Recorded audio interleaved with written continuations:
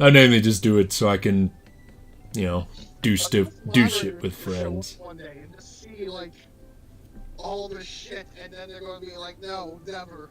Yeah. I mean, I used to be a fucking Twitch affiliate back. I don't know what you're talking about. That's crazy talk. You've never done this before. Yeah, no, never. Yeah, no. Nah, I didn't have a page with double the followers and everything else, and I still only got one viewer consistently, and he's not even here this time. I'm not here this time because you just dropped this on everyone's lap. Yeah, that's true. Yeah, he always finds his way eventually. Good old Dono Master himself. Ironic, his last name is Dono, but he never adds the Nates part to it. Well, I mean, you can't even get donations right now, so I don't know what you're That's what I just said. And yeah, I can get donations right now. Why do you think I have a Ko-Fi and a Patreon? That's not donations to Twitch, which is the most important stuff. Actually, no. In my experience and learnedness and everything, I've learned that donations through Twitch are not the most important. It's when you get it through other sources. That's what's important. You heard it here, folks. He only wants your... So if I want to come back and talk to you again, just walk up to you and... I mean... I better get started now, Gary. I think that this is going to be a very long day. Yeah, you got that right, SquarePants. And it's not that I only want... It's not that I only want your money. It's that I want some of your money. So I can upgrade shit and make better content for you. Yeah. I mean, that is legitimately why I want it. You want it because you want to live, because living is fucking, Well, I'll probably jump off the roof at 30 anyway. You'll be fine. You're not going to. I might not. We'll see. But it isn't a lie that the last material thing I want will benefit the stream overall, Because the only thing I don't have... The only thing I don't have are VR trackers. Once I get those, everything is going to be perfect.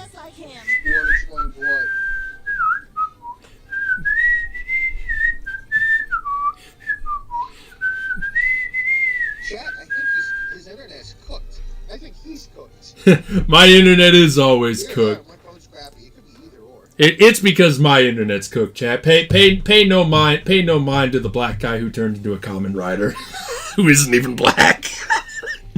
No, it's just. Trying to get him to simulcast probably isn't helping his internet at all. Nah, he can't hear me, chat, but it's just Discord. It is entirely just Discord. Ahoy there, SpongeBob!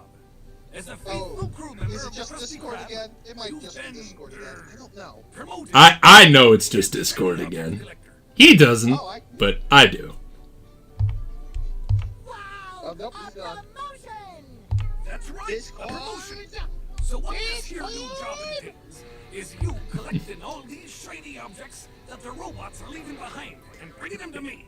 Now stop seahorsing around and get busy collecting. You gotta at least try and sound more like Mr. Krabs than Mr. Carbs here.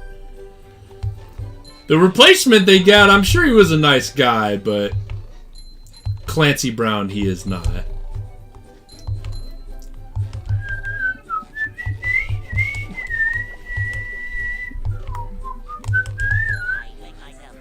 Oh my goodness, this is so disoriented.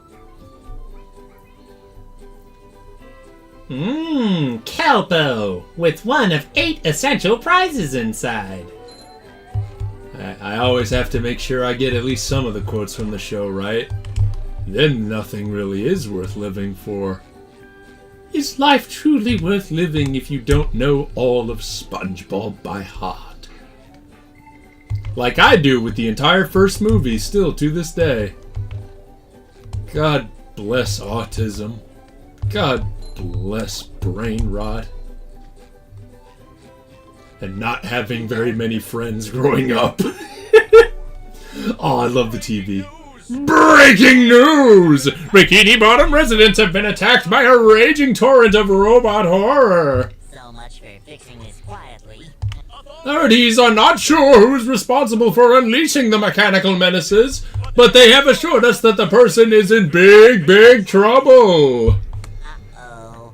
Did I say big trouble? I meant so enormous that it's hard to comprehend trouble. We'll keep you posted as this tragic story unfolds. Tragically, we're sure. Fucking nailed that, and you can't tell me I didn't. Cha-ching. Maybe a little bounce on the old bed.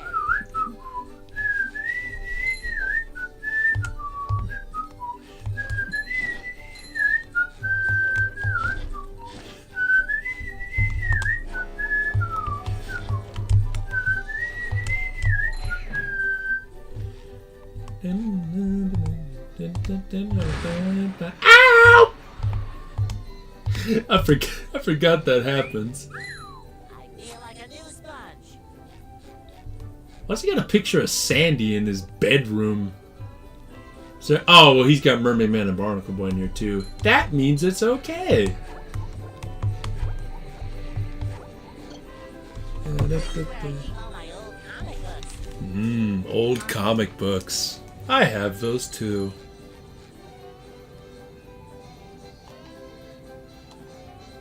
Golden spatulas with port and starboard attachments and a turbo drive.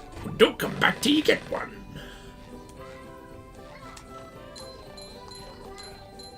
Oh yeah, I think my pizza's done heating up by now. I'll take care of it. We'll do the tutorial first.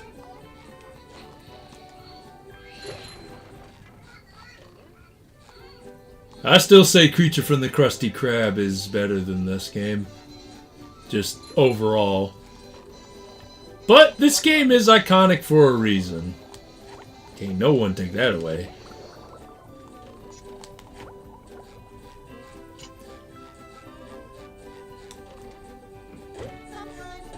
The button is the most satisfying. Push, push, push, push.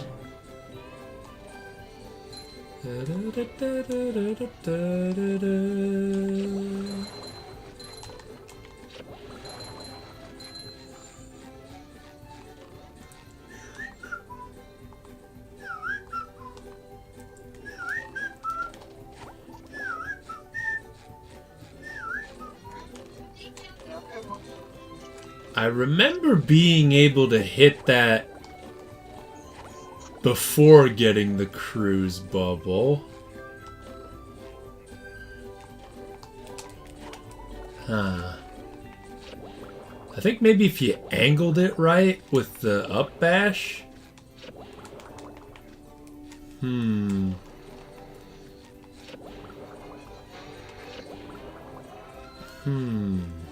Wait, I remember.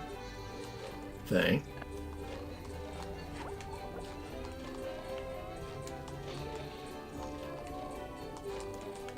Ah! Oh, almost had it. I'm timing it wrong. There we go, baby! No coming back here for me.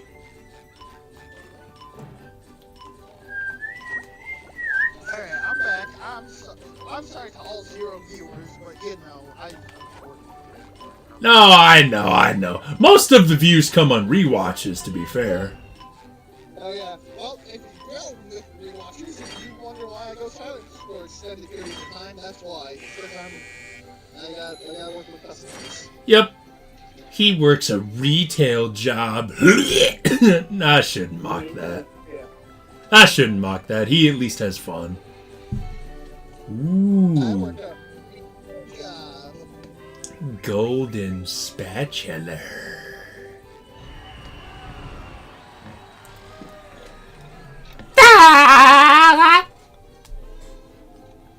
Oh, cool. It even does the thing where the entire game freezes for a couple seconds, even here.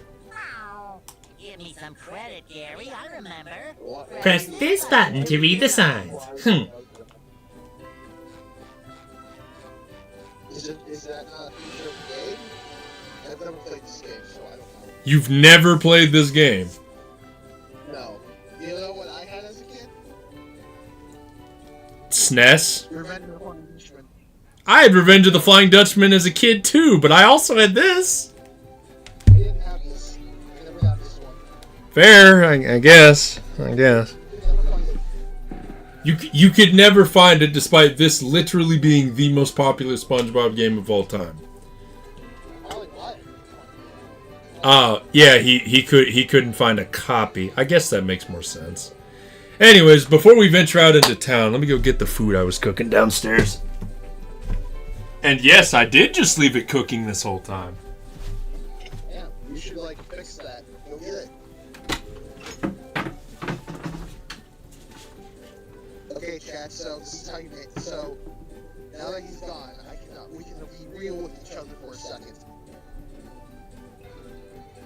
I never mind. I don't know how to be real. I'm just kind of here to fill up the silence because that's what society is anymore. We just kind of talk. You put a song in the background. I pretend like I'm going to do something, but we don't really get around to doing it.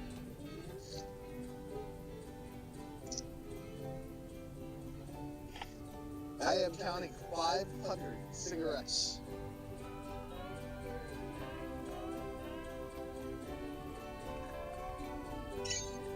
I came up for this call with a purpose, and I think we've already lost sight of that purpose.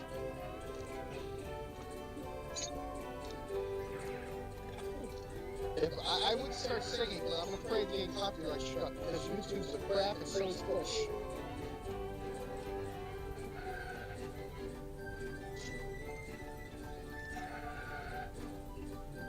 Ah man, you know what? I should have acted like this was a loading screen and just give helpful advice like press X to jump. Krabby Patties heal you. I don't even know what they do in this game. Again, I've never played it.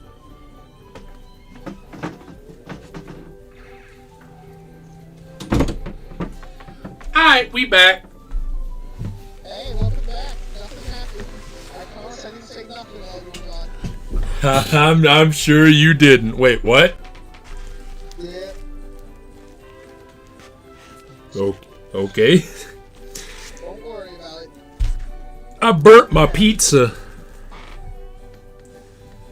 My mouth tastes like teeth. I'm sure your mouth does taste like teeth.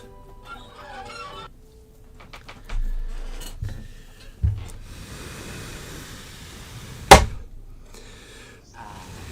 nothing like the sounds of your own. I'm curious if it's my end or your end that this court's messing up. Go away, SpongeBob. Bob, you're polluting my thinking space.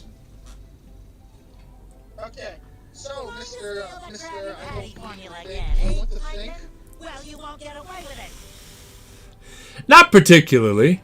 I've got bigger fish to fry. I've got to figure out how to regain control of the chum bucket from those robots. Where did they come from?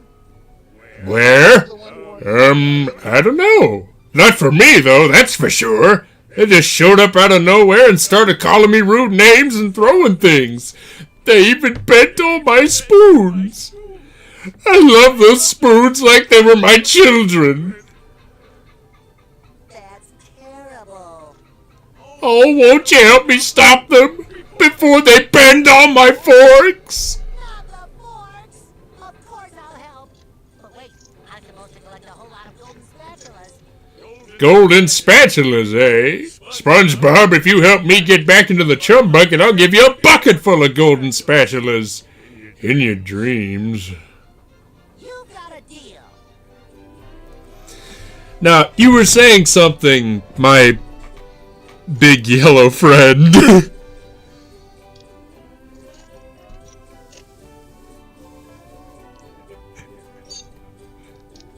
Wait, were you talking about SpongeBob or?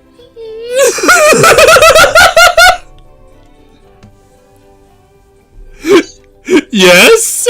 Would Would you believe me? Yes. Look, man, you just like it sounded like you went off on a tangent, and then like oh yeah, you were saying something, and I just had to sit there like what?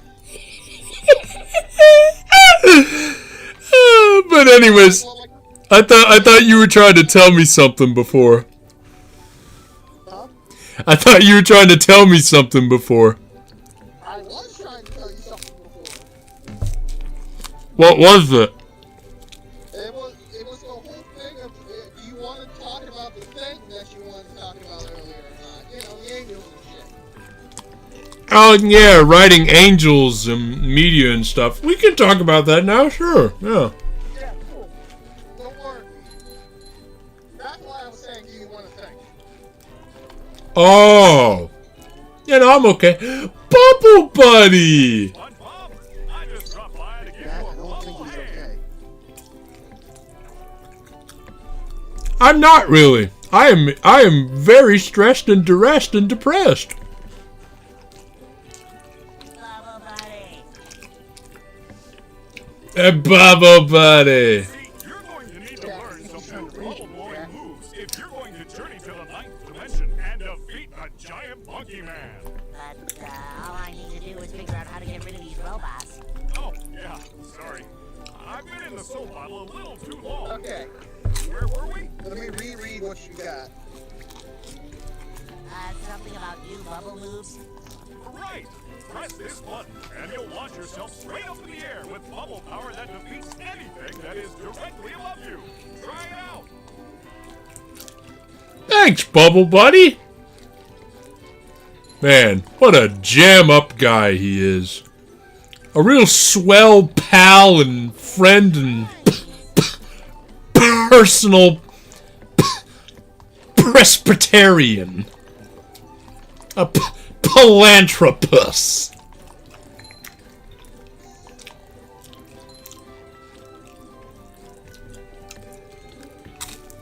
Well, that's what that is.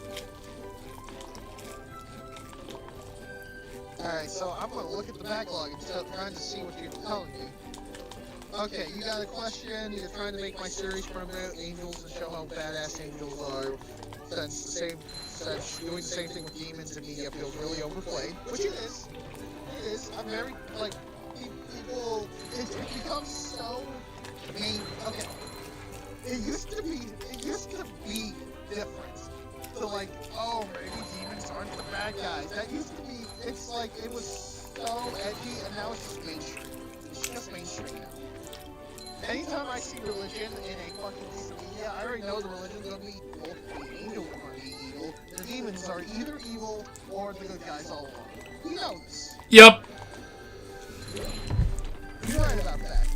You can't decide how to write angels in an interesting way because they're supposed to be perfect beings. That is not true. SpongeBob, No, I know. I learned that after the fact. Krusty Krab lose money like a sinking ship. Oh, okay. No Okay. money means no more Krusty Krab. I know you're No more religious. Krusty I'm pretty sure Krab, you're no more more religious fried than me. chicken Yeah, for you. okay. I thought about using fallen angels according to my research, but looking up, fallen angels are a different form of demon. Well, to be more particular, at least within the faith I was raised in, which is Presbyterian, no, Pentecostal. What? Because you're gullible. Presbyterian, I'm gonna help you out. That's not it at all. The Gosh, source I'm makes a not small gonna profit in return. talk with it. Anyways, I've got a the few whole point of golden the whole thing with slices that that I'm willing is to that trade you for some of fallen those shiny demons objects. are fallen angels. They are angels that fell with Lucifer, Yes. who became Satan.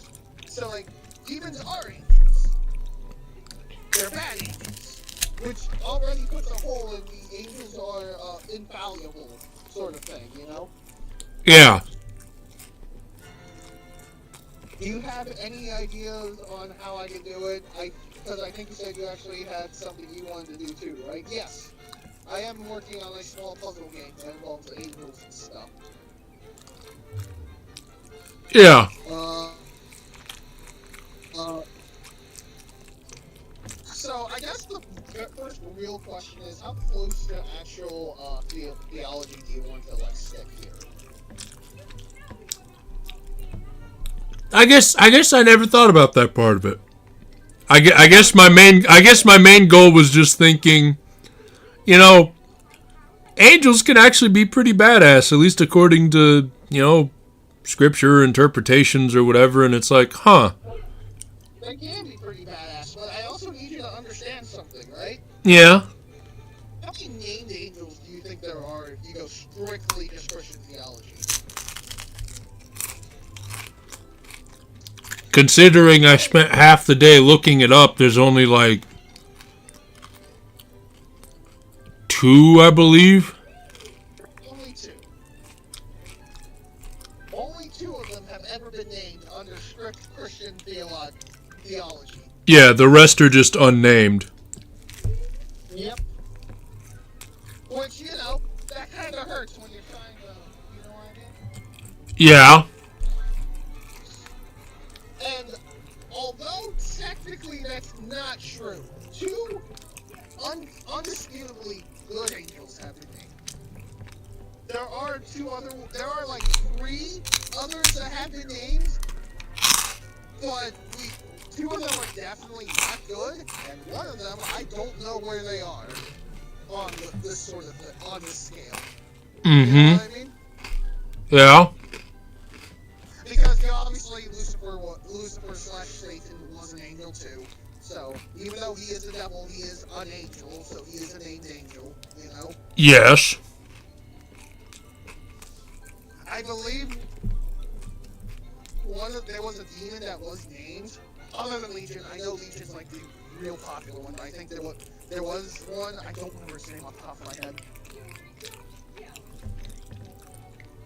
Yeah, and it doesn't need to be a specific actual entity that exists in the Bible or whatever. I guess I was just thinking more conceptually about angels and demons and so on. You will? Of course. What are employers for? Besides, them shiny objects is worth lots of money. Your treasure chest's looking a bit light, boy. Do you think I've got bilge water on the brain? I ain't running a charity here. Come back when you've got enough shiny objects to trade.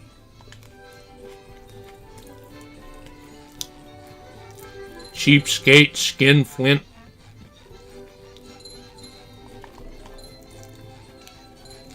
Yeah, 3,000. Nice. I always thought 3,000 was like the higher number you need. 3,000 what? Shiny objects. Remember, I'm still playing a game as we're talking about this. And brainstorming. Yeah, I know. Yeah, I'm sorry. You just said it so out of nowhere. You completely railed me for a second there. Yeah. That's fair. But yeah, depending on how close you want to stick to the okay, let me just ask. How much do you care about committing blasphemy? I love how quiet it got. Because yes, asking that directly is always fun. I know. I mean, I care enough to at least try to represent angels properly. Because, like, I spent all day looking up, okay, do angels feel worldly desires at all? Are they capable of free will? Do they feel romantic attraction to people? Are they capable of feeling any attraction to people? We'll talk about that when we come back. You got what?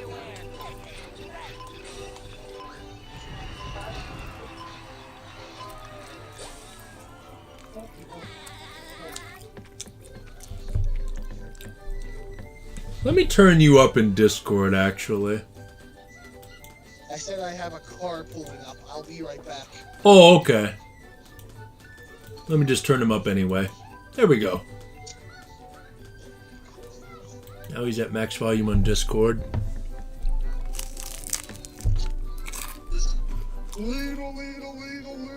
Yeah. Yeah, I at least care enough to try and make sure I'm representing them properly. Hey, Patrick. Nice sock. What sock? The one you're standing on. Oh, that one. It's lost. Well, if that one's lost, where are your other socks? Oh, they're more lost. A bunch of robots came through here and stole my whole sock collection. I could use some help getting them back. Sure thing, Patrick. What are best friends for? And then, for every 10 socks you bring back to me, I'll give you a golden turkey baster. You mean spatula? Bless you.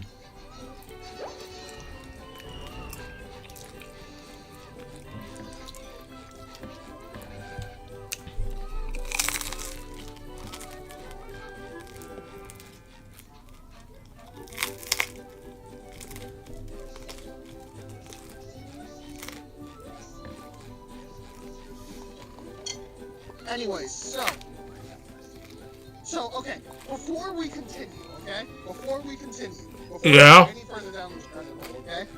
Yeah. I want to point out my research is only like kind of surface level at best and is filled with a lot of speculation. I am not a voice of authority of the Lord. I am not ordained or indoctrinated or whatever.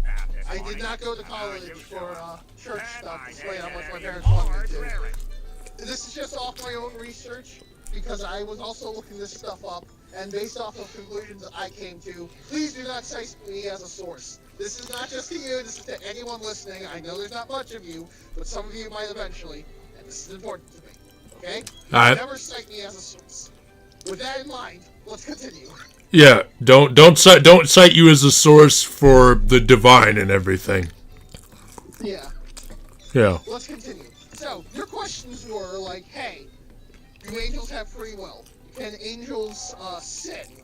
Can angels feel romantic feelings, okay? Yeah. In theory, yes. No, I know, because, like, I researched a lot of those questions I asked you all throughout the day, because the first time I asked you, you said, hey, I have to go to bed and prepare for work. We'll talk about this later. So I just looked up most of the answers myself. Through multiple interpretations and everything I've seen, it's like, yeah, they most likely can. They themselves are not, directly God or Jesus or whatever, so they most likely can. And I mean, there's stuff in the Bible where it happens, so. Okay, like let me break this down, right? Uh-huh. Angels definitely have some sort of will because Lucifer was able to rebel in the first place. Yeah. And we know they can feel desires because male angels felt desire for earthly women in Genesis. They said the sons of God doesn't necessarily, the thing is, Jesus is stated will become like the angels. It kind of implies he will have, a sex, Or gender or whatever. I saw that too. But it's heavily debated whether the sons of God means just people who are super worshippers of him or actual sons like angels roaming the earth, which did consistently happen in those days. It's probably sons because one, supernatural was far more prevalent back then, and two, the children came out different. Mm-hmm. So I don't think that's just a normal person. Yeah, that's where Nephilims come in. Yeah, Nephilim, which is a lot of fun. We're not here to talk about Nephilim. That's a whole other rabbit hole. Okay. Mm-hmm. Anyways, so the implication is yes, angels can have these things. However, and I don't know if this was brought up to you, humanity has a leg up that angels do not. So what? Humanity has a distinct advantage that angels do not. And that is? We're allowed to make mistakes. Yeah? Here's the thing, right? If an angel screws up, that's it. They cannot get redeemed. And that might sound harsh, but you have to understand, right? Yeah. With humans, we can't see God. We just have to believe he's there, right? Yeah. An angel knows God is there. They can see him. They know he exists. They know he's watching them. They know everything, and yet they still choose to do something wrong. You know? Yeah. You can't redeem that at that point. And then that also gets into that extends to why I later asked our mechanical sister, Wink, about, because then I started thinking, well, there are stories and whatever else where angels are redeemed, and those that followed the devil or whatever realize their folly and beg for forgiveness.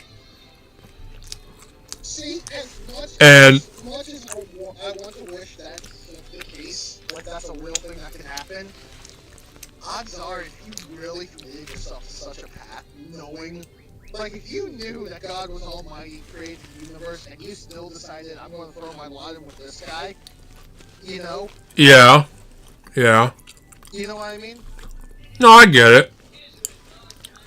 But if they're capable of free will, then they're just as capable of making... At some point, you can't, it's not redeemable. Also, someone just walked in. I'll be back. Yeah, go ahead.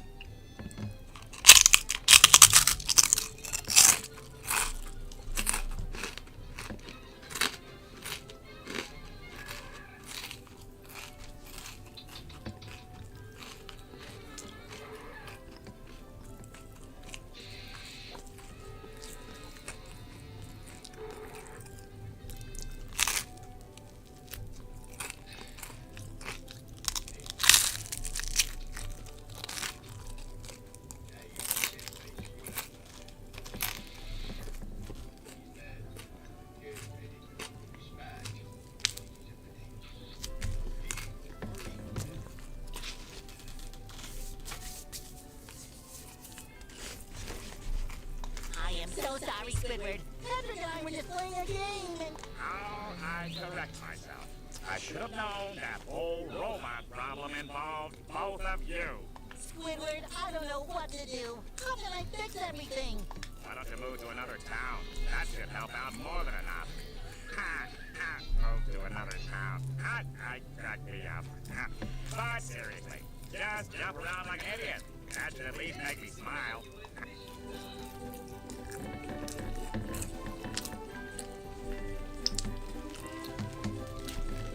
I'll wait for him to come back and then smash up the room. I gotta eat these wings too.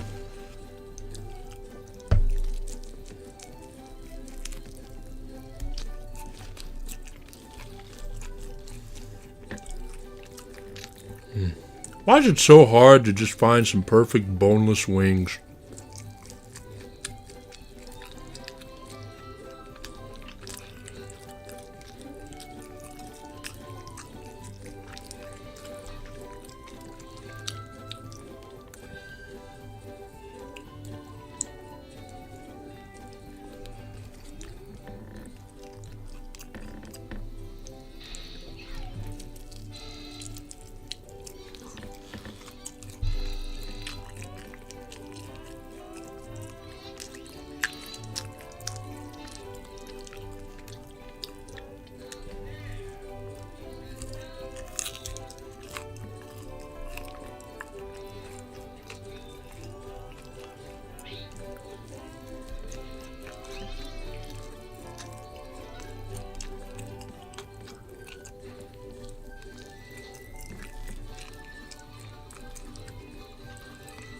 I'm back.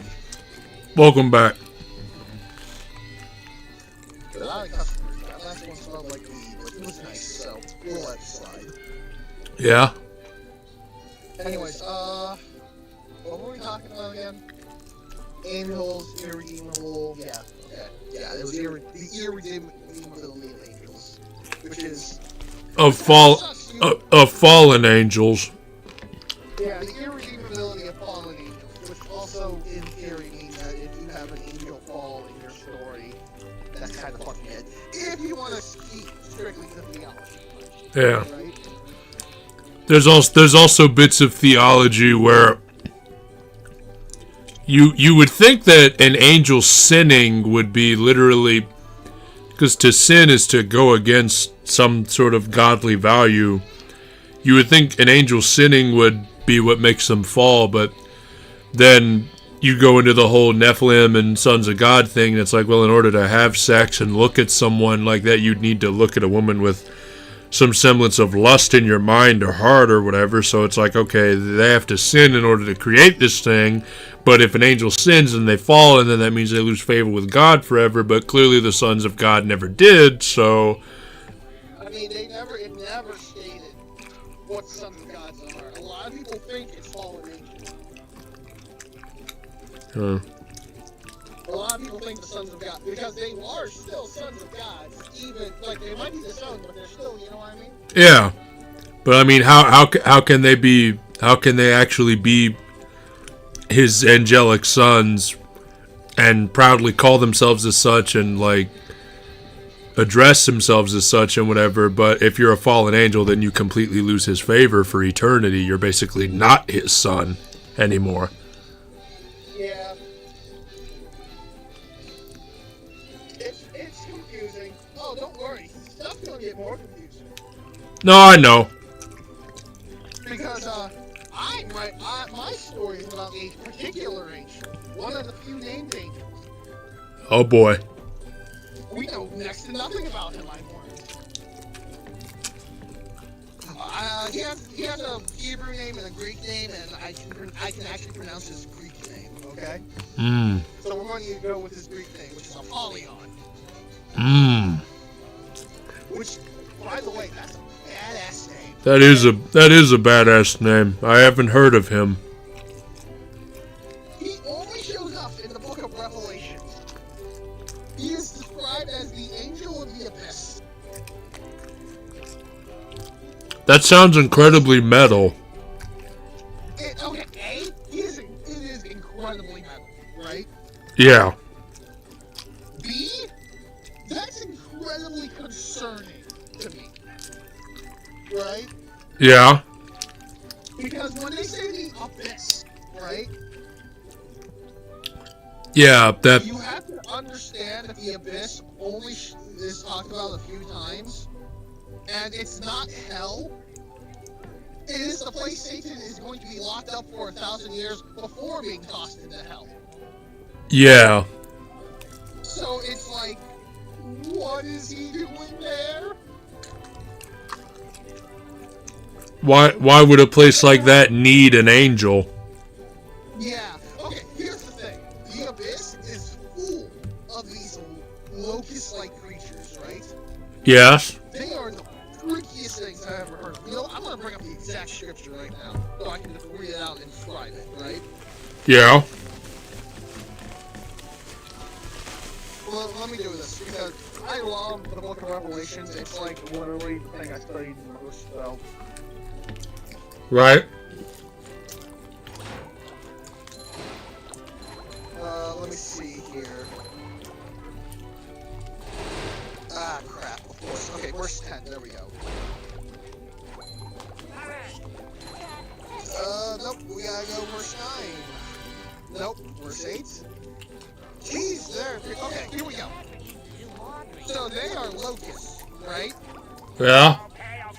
They were locusts that were dressed like horses, prepared for battle. On their head, they have crowns of gold. Okay?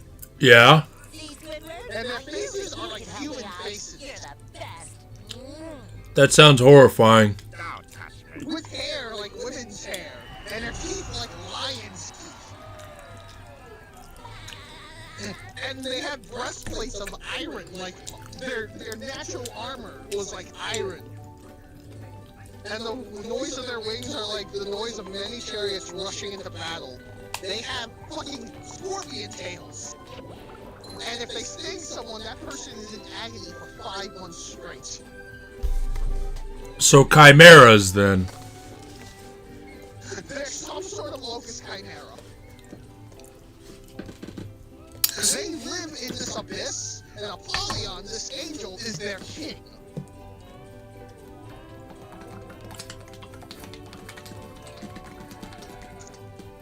That smell is hell, okay? Yeah.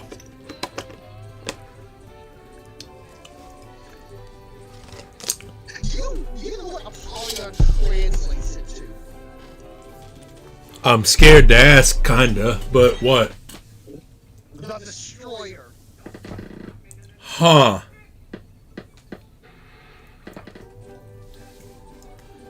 And that... This is an angel, and the abyss lies, like, between God's feet, right? yeah. And one day, God's just going to let the thing loose. And that also makes you wonder why such a being would even need to exist. Let me put it this way. I understand why God releases it. That makes sense, right? Yeah. I'm more curious how this all came about in the first place. You know? That's what I meant. It's like why is there a need for such a thing? And stuff like that is really interesting and lends itself to really good, ideas and so on. We just have no answers. Which really just kind of says to me that God doesn't think it's important for us to know. But I want to know. That's fair. And it's one of those things, like, I'm writing about the character because I think he's cool. The thing is, the really weird thing about him is, you can flip him as both a good guy and a bad guy, and I don't know which one he's supposed to be, you know? Yeah. Because they talk about how someone hides up Satan and throws him into the abyss, and it's either Michael or it's Apollyon, and they're not clear who it is. Right. But if it is Apollyon, can you imagine him just coming out the abyss, fucking looking at Satan, going, "No, you come here," throwing chains around him, tying him up, and then just tossing him into that fucking thing? That sounds incredibly awesome. Yeah, that sounds incredibly awesome. And even if it's not him, it's still, Michael still doing it is really fun. Yes. Right? Michael as an angel is very funny to me. Right? Yeah. Because the whole thing is, Michael is equal to Satan. Like, if we do divine power scaling, right? Yeah. Satan sees himself as, like, the rival of God and Jesus and all that, but he can't even make it past Michael. Yeah. Michael's really who he's fighting with. Yeah. I mean, according to evangelical stuff, like I looked up, he's beneath every human soul, or at least every human soul that believes in God or whatever. Then we get power that's far surpasses both him and any angel, which It's because we're made in God's image, and God is, God Yeah. loves us. That's literally our superpower, basically. yeah, which also just begs the question of, okay, if we're made in His image, then are angels not made in His image? I just realized. Say what? I'm turning this into a Bible sermon. I'm sorry, everyone. No, I mean, like, that kind of just is what we're talking about, I guess. It's like, or I guess in general we're just thinking of ways to make angels seem cool in media. But I mean, I don't think that when you think of, like, the current most popular way that, like, demons are presented, it's like Has-Been Hotel. It's like, well, that's not theologically accurate either, and the angels aren't really the antagonists in that. I mean, they kind of are, but, like, it's more so like their superiors aren't, but the less ones are. Hold on, I love this scene.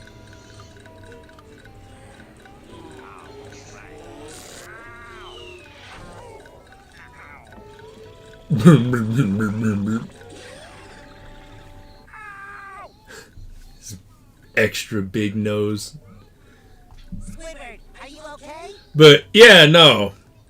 I guess it's just about figuring out how to make angels seem cool in media, because I like... I guess the reason I want to do it is because I still just innately view angels as a source of good versus demons an innate source of bad. And I think that, propping up angels in media instead of always having them as some sort of, you know, oppressive force or whatever. I feel like they should be propped up in media more, in good ways and so on. So, like, the real problem we have here, right, Yeah.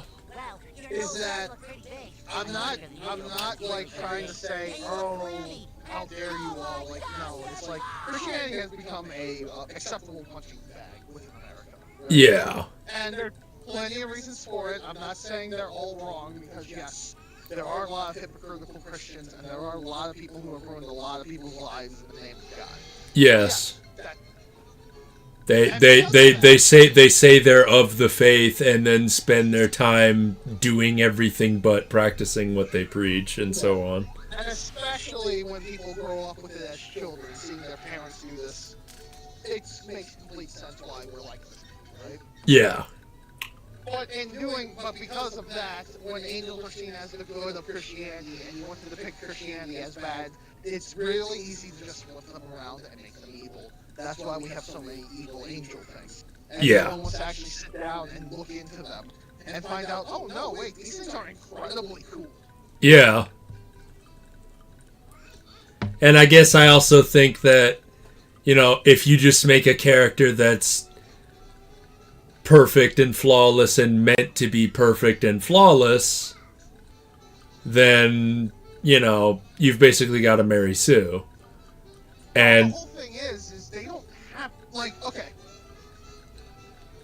You can have an angel be a flat character. You know what I mean? They Yeah. can be your Goku.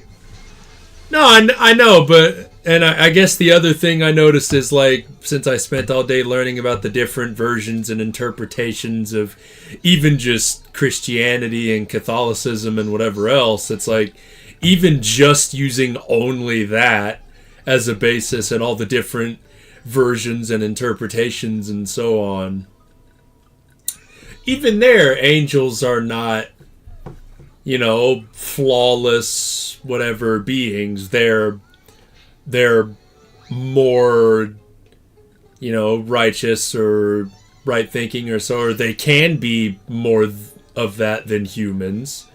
But humans have just as much capacity to be like angels as angels have capacity to be like humans, and in some interpretations angels are humans, and some we become angels when we die, etc., etc., etc.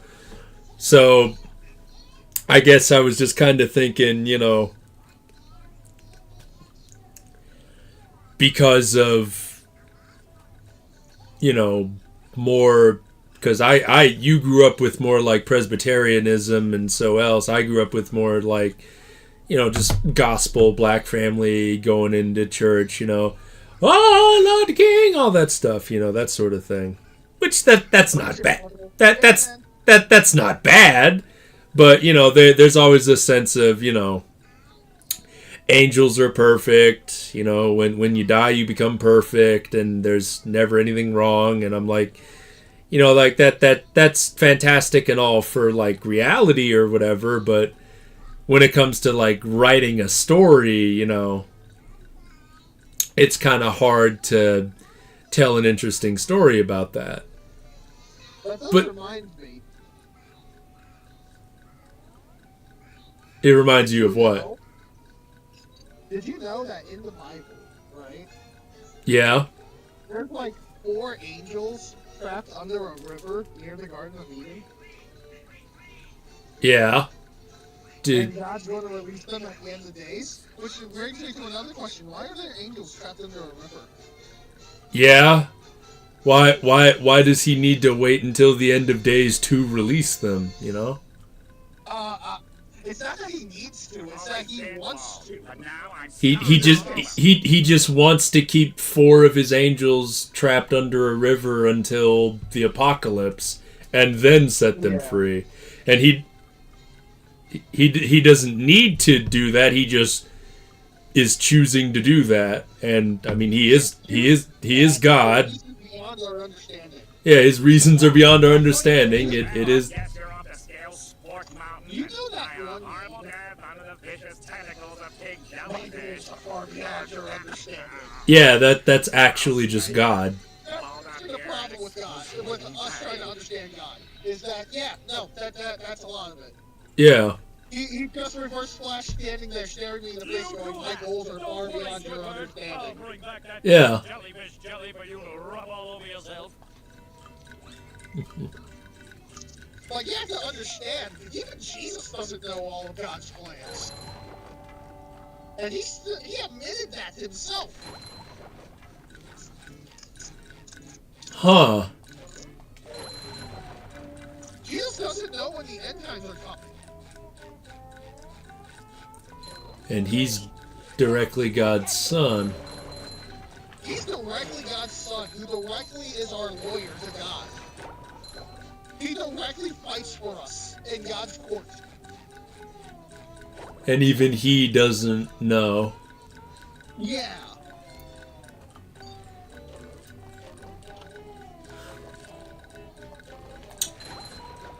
Theology is like wild to look into. I love Christian theology. Yeah.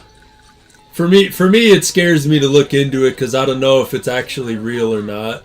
And if it's not real, then, my life kind of has no purpose. But, it is just something that I think is fascinating and should be explored more in media, even just for fun.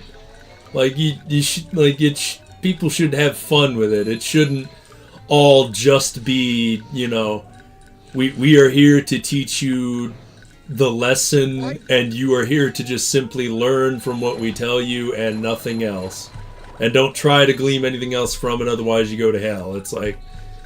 Well, okay, so that's the thing. A lot of modern churches have squashed curiosity, and that's not what they should be doing. However, there are limits to your curiosity, right?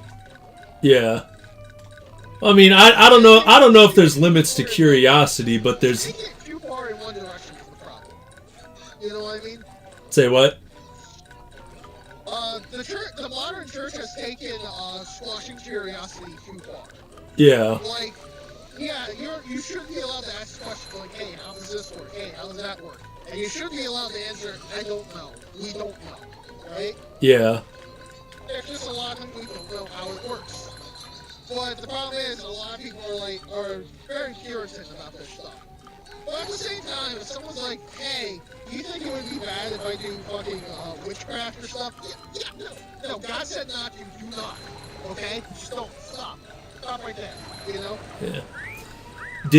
Did God outright say he hates magic, or did God say that he hates its misuse and the negative effects that can become of overusing magic? Okay, so here's the thing, right? If you look deep into Christian theology, magic is literally just kind of like God's power, right? Yeah, because I mean that's the thing I was gonna bring up. There's plenty of human beings that God just gives magical abilities and supernatural powers to, so I don't think it's just that he hates magic or whatever. Let me ask you something, okay? Yeah. Let's say that you were giving out a product, right? Yeah. And then someone else starts selling a similar product. But not only are they selling a similar product trying to undercut you, they put bad stuff in that product to actively harm people who use it. Would you like that? No. That's God and miracles.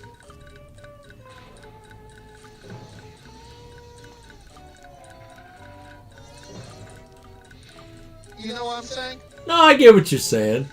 I guess that is just something to really think about.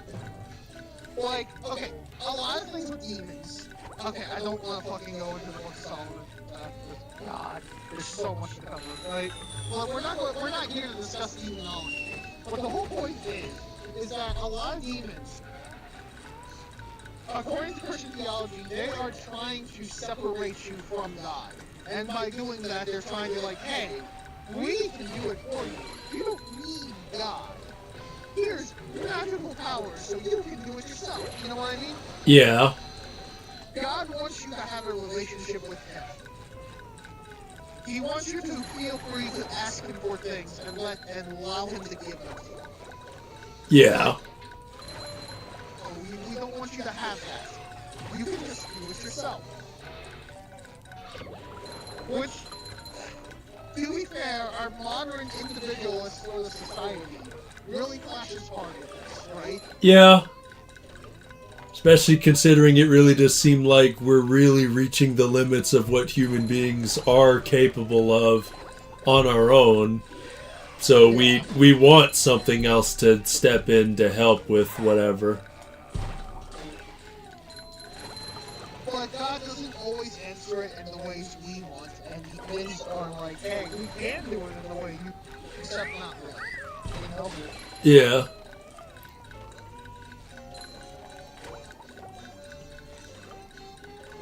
And the thing is, magic is more like, it's really hard to kind of explain this concept, right? Yeah. I do believe there are other forces out there that can exert their influence on our reality. And that's magic, air quotes, right? Yeah. However, you shouldn't be depending on that from a Christian point of view. Yeah. You should be depending on God. Yeah. So, like, there are things out there that can do things, but they're not there to help you. That's the thing. These aren't benevolent spirits trying to help you. Yeah. It shines. They just kind of push you to the right way and then expect you to do the rest yourself. I get you.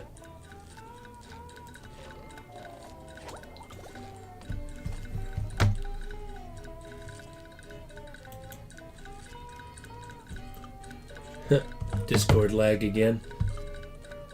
That'll happen.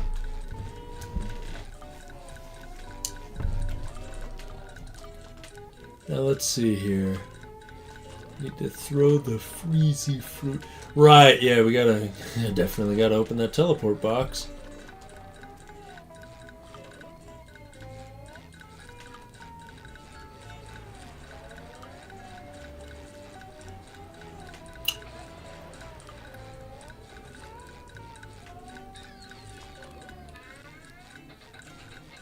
And I think that's another thing too, is that we don't even know if our understanding of theology is 100% as accurate as we claim it is either. That is another issue. That's an issue I have, and that's kind of why I stopped going to church for a while, is like, you know. Oh, by the way, hi, Proxy. I'm sorry you're sick. Oh, yeah, Proxy's here. Oh yeah, we love Proxy. Yeah, I'm definitely sorry we're talking about Christian theology over while you're sick. I'm sicky poo poo. That's, why the fuck did he say it like that? But yeah, we're just discussing ideas to make angels cool in media, and we're trying to make it less blasphemous, I guess. Or make sure it's not as blasphemous. Again, if you don't care, you can, like, do whatever you want. No, I know, but I do care. At least, like, a little. If I didn't care, I would have just said, yeah, nah, just angels are just good versions of what demons are, and then we'll just call it a... And then I would have just said, you know what, let's just make our own version of fucking Has-Been Hotel, but we'll focus on the heaven side primarily instead of the hell side, and then that's it. Like, if I didn't care, I would have just done that, but it's like, you know, I'm always just going to be on the fence about whether any of this stuff is real or not for basically my entire life. So it's like, you know what, maybe I should at least try and get this right. And that's why I'm asking and talking about it, because I know you're a lot more overtly religious than I am. I'm more like my mother, you know, spiritual and stuff, but I don't... There's a lot about church and the Bible and all these different interpretations of belief and faith and religion and whatever that confuses me. I definitely try to believe, And my mom wants me to believe in angels more than demons because we believe that angels are more just and promote compassion and whatever more. But, you know, we're not super church-going, Bible-thumping whatevers, you know? Okay, but here's the small problem, right? Yeah. Wow. You should trust angels more than demons. That much is obvious, I right? must be in heaven. I should trust angels more than demons, you said, right? Yes, you should. Okay, yeah. But here's a small problem with that, right? Yeah. You have to know what an angel is. Yeah, that's the other that's the other thing I learned about while looking at yeah, the one thing I learned while looking it up today is that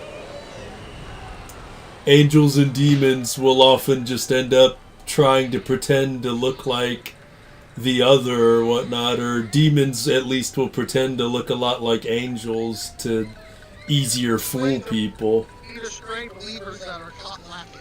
Yeah. That's why, as a Christian, that's why you should know God's word.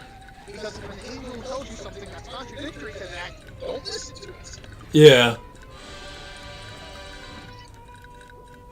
And then if you're me and there's been like 4 or 5 different versions of the Bible in your house at one time, it's like, well, okay, then which one actually is his word? And then I'm pretty sure I spoke to him that one time I got really super high, and he basically just said, yeah, you know, most religion and books and whatever, they kind of don't follow my words as properly. Did he tell you what his word was? He's like, you should focus on compassion, and like, at least specifically, you should try your best to focus on compassion and doing right by people. And then he also said, only use weed and getting high sparingly. Don't use it as a crutch for your life. And I'm like, oh, okay, sure. Thanks. And then we just kind of... I feel like you didn't talk with God, you talked to your own subconscious. Yeah. That's what you really believe deep down. With how suicidal I can be sometimes, it definitely felt more like it was an entirely different person. Like, okay, let me explain this the best I can, right? I know, your subconscious self can often be completely different from your awake self, which is where the subterranean disconnect of our... It's not that. It's not that. But, yes, we are in a time of compassion, right? Yes, you should absolutely show your neighbor love. You should be trying, as a Christian, okay, I'm going to, like, preference all this with, because I believe this is what I think, right? Yes. You should be kind to your neighbor. You should just reach at them. You should live the life that God wants you to live. You're trying to convince others that, hey, God's pretty tight, right? Yeah. However, there's a reason there is a saying that as wise as serpents and as gentle as doves. You're not just, you know what I mean? It's not just kindness and compassion. What else is it, you think? Because there are malicious people out there. And Who? you need to be on your guard for them. Oh. Yeah. Yeah, you can't just be blindly compassionate. You need to learn when to and when not to be compassionate. I'm sorry this has turned into like a Bible lesson / theology thing. No, it's perfect. It's perfectly fine. I'm a preacher when I grew up, and I'm beginning to see why. Yeah. Here I am going off on this speech about God and what you should be doing with your life. I'm sorry, I'm not trying to do this. No, I mean, because, like, you're not really telling me what to do with my life. You're telling me your interpretation of your belief system and the things that you learned growing up, etc., so on and whatever. You know, you're not like telling me straight up. It's like, no, you have to think this way, and if you don't, you're gonna go to hell. It's like, well, no, you're telling me your perspective on things. You're specifying specifically, you know, hey, as a Christian, this is what I think and believe and whatever. And me personally, as someone who tries to be a Christian, but I'm way too autistic for my own good, and I can't just believe in things outright, especially not the way I used to. Because you know the shit I've been through and why I struggle to trust most anyone and everybody. Love that jump. But, you know all that. Yeah. And, you know, even with my immense trust issues and whatever else, and Are we about to roll into a free will paradox? and rage that I have or whatever, I still do my best to, you know, I really don't want to talk about the free will. believe in, you know, God and whatever else may or may even not be out there. It's not called a free will paradox. I just call it that because it sounds cool. Yeah, I mean free will technically is a paradox. Discussion about God and free will and all this jazz, right? Yeah. I mean, And it's like, oh gosh. because I mean, I don't think that's a conversation we need to get into. no, I mean, yeah, I mean, just free will is a paradox if you believe in any sort of monotheistic religion, but that, like you said, that's not so. That's a whole separate can of worms that I'd rather not get into. You know, it already makes me think about the futility of life with all this. Well, okay. You know what? Now I am one of going into it because my whole thing is it's a lot. It's both big but hopeful at the same time, right? Yeah, And I think I need to inject you with that hope, right? yeah, So here's the thing. At least the way I was raised, I was always told God has a plan, right? yeah, But it is, in the end, up to you to follow. yeah, Bad things happen to people a lot of times because according to Christianity, we aren't following God's plan. yeah. And that's of our choice. We chose that. God's not going to come down and override our will. The whole point of creating us was having people with free will to choose who want to be with him. Because he was tired of just making things that just mindlessly annoyed him. True, but then of course when I think about that, and because that's often what, you know, my especially my grandma or whatever would say. But then when I ask myself that, I love that line. When I ask myself that, then I have to remember, okay, literally what other path in life could I have taken if I was in high school and I was staying in high school and doing the right thing and everything else. So if bad things happen and you stray from God's plan, why did my grandfather die when I was in high school doing the right and just thing, and losing him has completely fucking destroyed my psyche and basically will to live? Here's the thing, man, right? Yeah. It's not. Sometimes things are not your fault. You're not the only one with free will. Sometimes some other people make choices that will affect you, but that's something you were wrong. You know? Yeah. I mean, like, everyone has free will, and everyone has so many choices that affect so many people. yeah. It's not your fault. Yeah. Well, You know? then again, that also leads to thinking, well, if dying is a bad thing, then, well, bad things only happen with free. I don't know. It feels like the more you think about it, the more paradoxical it sounds. I know that's not like intentionally what it is, but Right? say what? That's why I called it the free will paradox, right? Yeah, because it essentially is a paradox, but there is a lot of hope buried within it as well. I do see what you mean by that as The well. matter is, we were kind of screwed because of Adam and Eve, right? Yeah. Their free will led us into this mess. Yeah.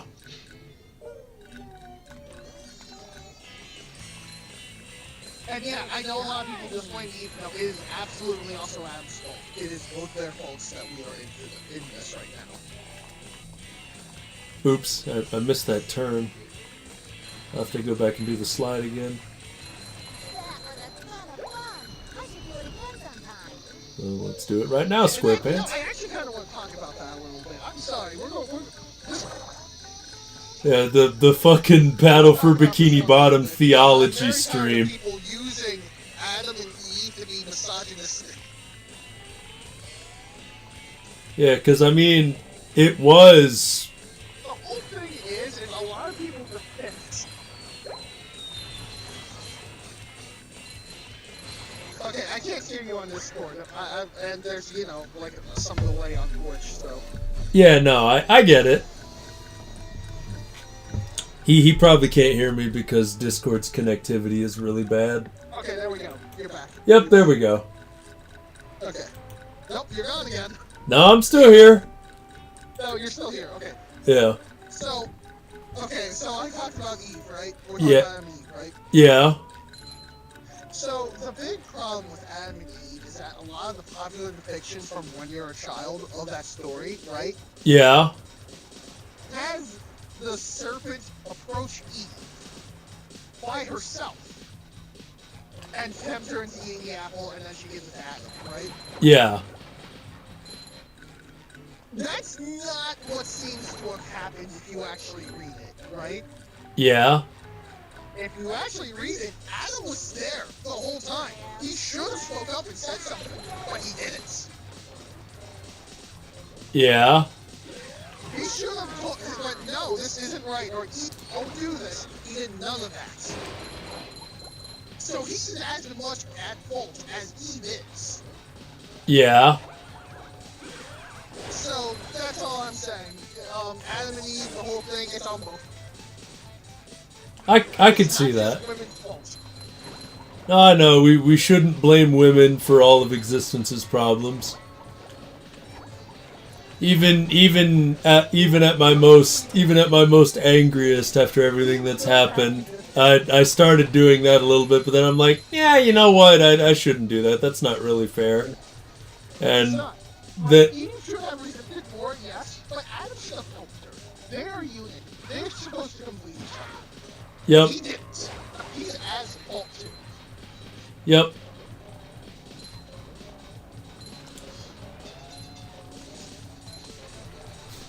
Look at us directly finding fault in scripture that's written, but also still wanting something good to come out of it and for angels to be seen as cool, which is probably an innately good thing. I would also like to add, there's an angel that has a sword of fire, and that's sick. I thought they all had swords of fire. There's only one that very particularly talks about the sword of fire. That's the one that guarded the entrance to Eden for a while. Right. That one very particularly has a sword of fire, and that's cool. Yeah. Well, of course, SpongeBob. Why wouldn't I be? Well, the robots and the... Oh yeah, I found this for you. I don't know You know what what's it really is, but it looks simple. What? Okay, we're gonna go back to Angel Thanks, Right? Patrick. I tell you, Yeah. all that running You around know, is left it's me implied that Why don't you continue on for a have bit? strongholds in certain parts of the world. It's implied that angels have strongholds in certain parts of the world. Humans have strongholds Oh, in certain parts of the world. Humans have strongholds in certain parts of the world during the time of the Garden of Eden? No.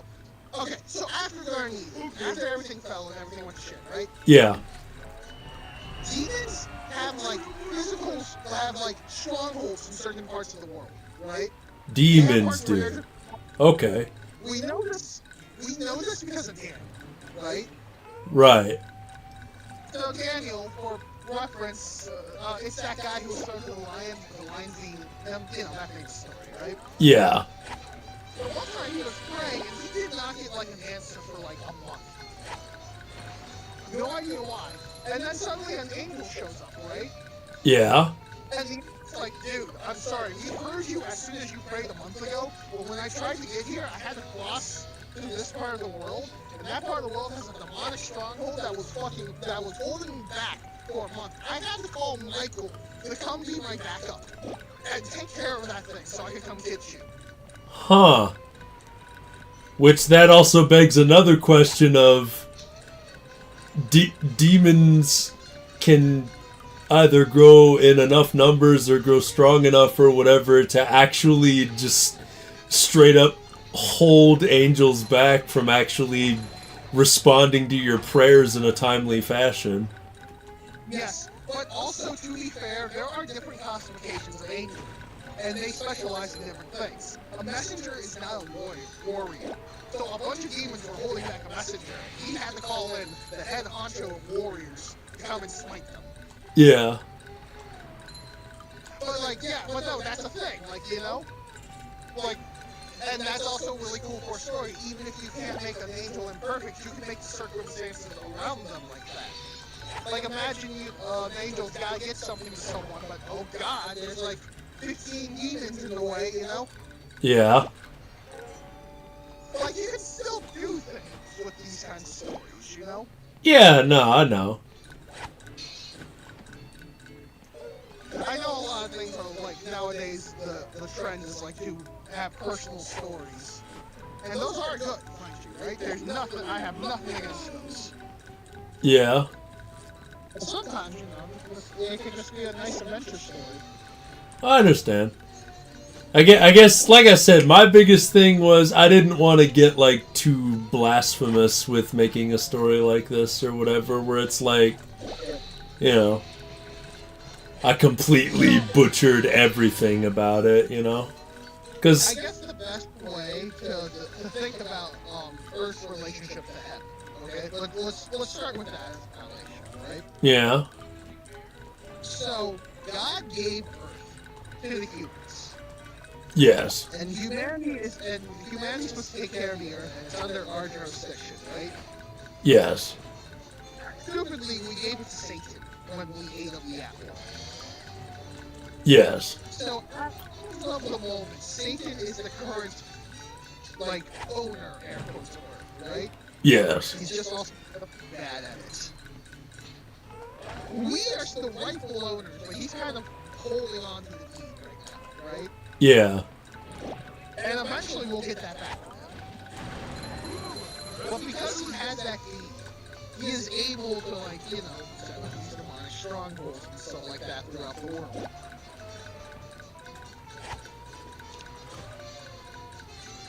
Right. Okay.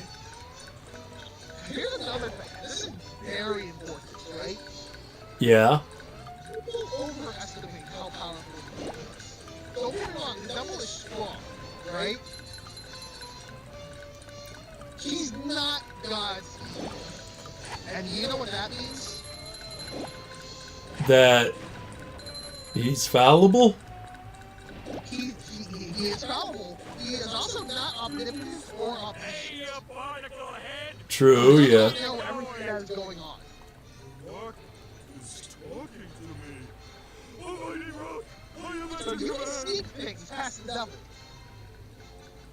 True. Also know that the devil is like a lawyer, is like a prosecutor, trying to get us thrown into jail, and Jesus is like our defense attorney, trying to keep us out of jail. Yeah. That is a good way to look at the world as of now, right? Yeah. That is currently our world. And Satan's trying to supplant certain establishments and values so he can gain a stronger foothold in the world. And he's kind of succeeding at the moment, but that's also kind of to be expected. It has to happen at some point. Yeah. Because the end times have to happen, you know what I mean? Yeah.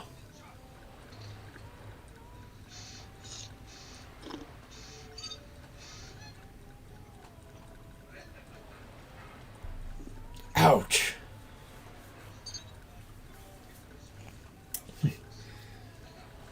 Yeah.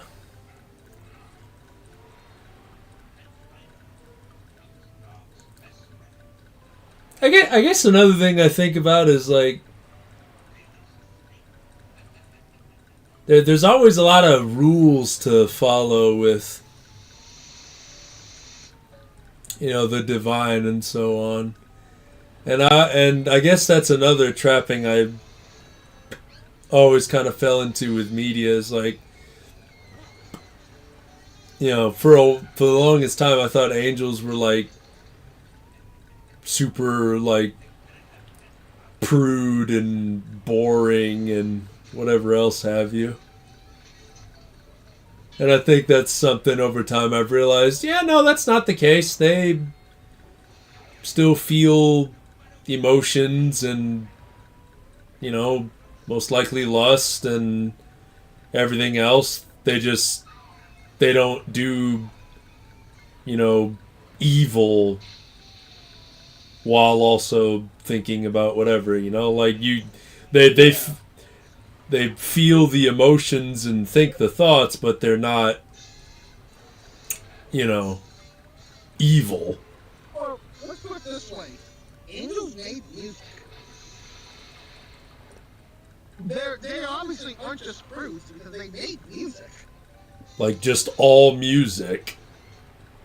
Like Lucifer. Okay, you want to know what Lucifer was in heaven? Unironically. Before he fell and became the ultimate evil, yeah. Do you know like what his position in the fucking heavenly hierarchy was? No. He was a choir boy. He was the leader of the choir.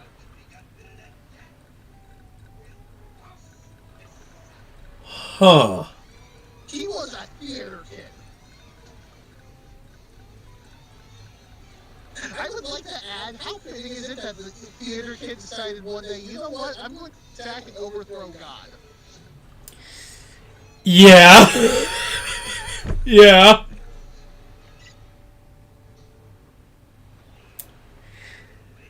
Knowing some actual theater kids in my time, and I actually used to do theater. Yeah. Yeah. Huh. It's a weird position we're in because a lot of people's, because of the way people are raised.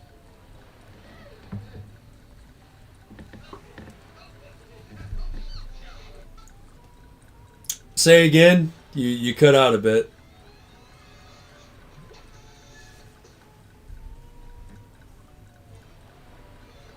I'm assuming it's Discord again. Yeah, fucking Discord every time. Alright. Here, you big pink lummox! Hi there, Mr. Plankton. Are you going to vaporize me today? So very tempting. Unfortunately, I found myself in the undesirable position of having to assist you. I was in an undesirable position yesterday, and now my neck hurts. Eat my words, my large future minion. Go into Jellyfish Cave. Follow the instructions on the signs that you see. At the end of the caves, you'll still be a big pink idiot, but you'll know enough to help me defeat the robots and get me back into the chum bucket. Well then, will you vaporize me? I might spare your life so I can force you to work in my sweatshop making low-quality design and knockoff wallets. Oh, thank you. To the caves before all this being helpful gives me a headache. He is a really fun voice to do. Now I can hear you again too, yeah. So, Okay. So, we were talking about choir kids. Angelic choir kids and how the choir kids decided to attack God. yeah, to think he was better than God. So my point was, the big problem is that because of how a lot of people were raised, and a lot of Puritan Christians who took things too far, right? Yeah. And got equated with sinning. What got equated with sinning? Fun. fun. Yeah. Fun got equated with sinning, and because of that, angels got equated with being prudes. Yeah. But that's not the case. Like, Yeah. people used to think dancing was sinning, and then we got an example of David dancing in front of the ark, in the streets, in front of people. Like, I don't know where some of these people got some of these ideas, you know? Yeah.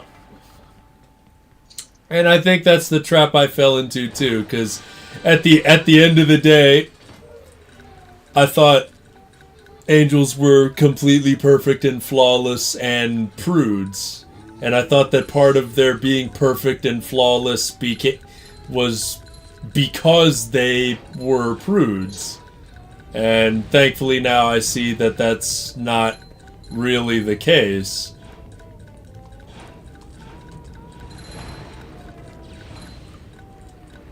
And I'm happy to know that now.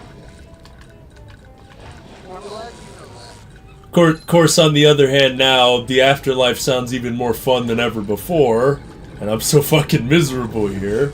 But on the other hand, it's like, well, I at least know that doing anything stupid would hurt my friends and family and loved ones and make them feel the same way I feel every day. And I don't want to do that to them. Yeah, let's not do anything stupid. No, I know, I won't. Or at least not for the foreseeable future, I won't. Wonder why I couldn't hit that jellyfish. What the hell?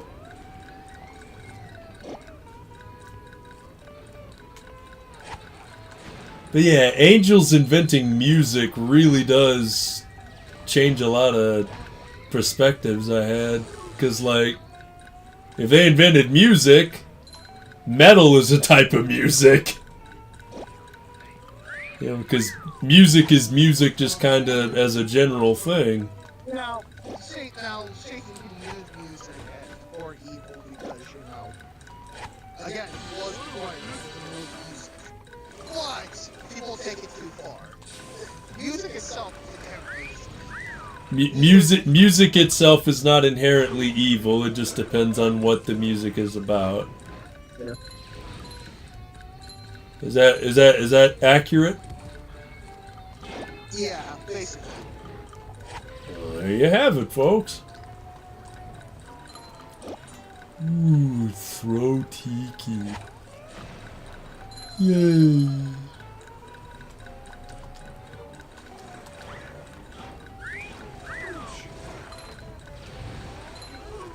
Gooch. Gooch. Oh.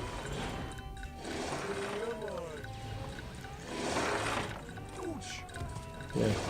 What's easier to traverse is the sponge. There we go.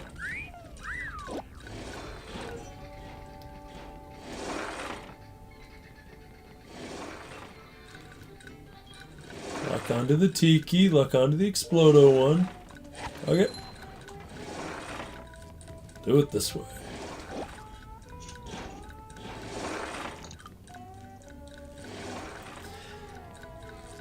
And another thing I think about is, like, you know, how superheroes relate to God and Christianity and stuff. Or thinking about stories of angels essentially becoming our idea of what superheroes are.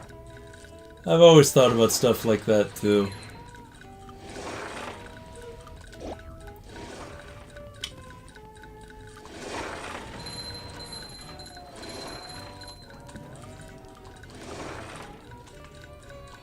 The weight of the pressure plate, the will get cold, dude.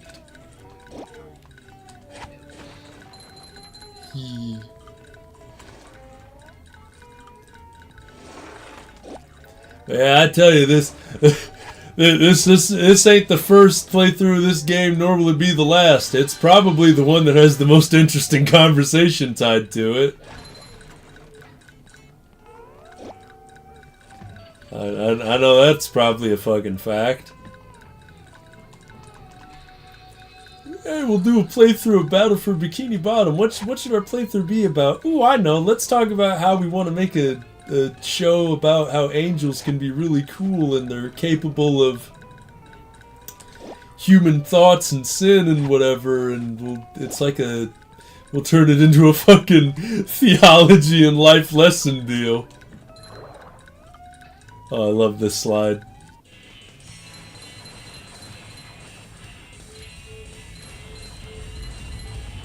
Hello, can you hear me? Now I can hear you. Okay, cool. Anyways, as I was saying, yes, that conversation is interesting, but I want to add, you want to talk about how superheroes related to God. I have an easy example. The Hulk. Look over to Zack Snyder's Superman. Oh yeah. Oh god. Oh no.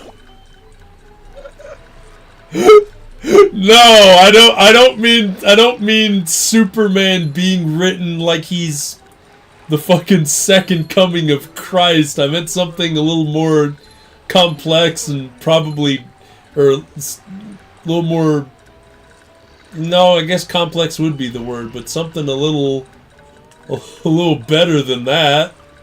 You know? You know what we should do one day? Not really, but we should. What? We should watch episodes of Bible Man. I've heard of Bible Man. I feel like he kind of falls under the general thing we talked about things not being as fun through Christianity or whatever, but Okay. Look, it would at least be fun and funny. Bible Man good. Okay? Yeah, no, I know. Bible Man good, but I am going to say it is so corny. It's fun. No, I know that's what I was saying too. It's like it'll at least be funny to actually watch and see.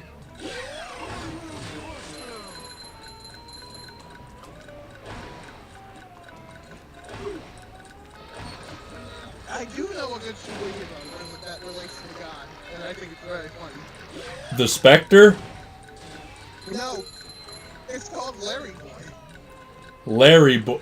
Fucking Veggie Tales! Let's watch the Veggie Tales. Come on. Oh my god. The funniest fucking thing is that I somehow managed to only ever watch the Veggie Tales that don't have anything to do with God. Oh my gosh. Those are the only Veggie Tales I ever watched. I watched the one that's like, don't. I saw Larry Boy, but it's like the only one of his I saw was like, don't lie, which isn't a strictly which isn't a strictly Christian moral, and the lesson was not. Say what? The fib from outer space. Good God, how old are we? I used to have that on VHS. I used to watch it all the time. I have it on DVD. It's so, I love Larry. I love it so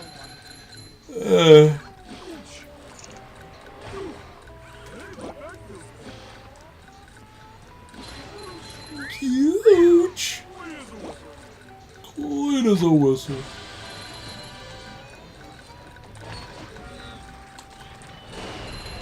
Oh boy, oh boy, oh boy. He always says that. Yeah, beautiful. Ouch.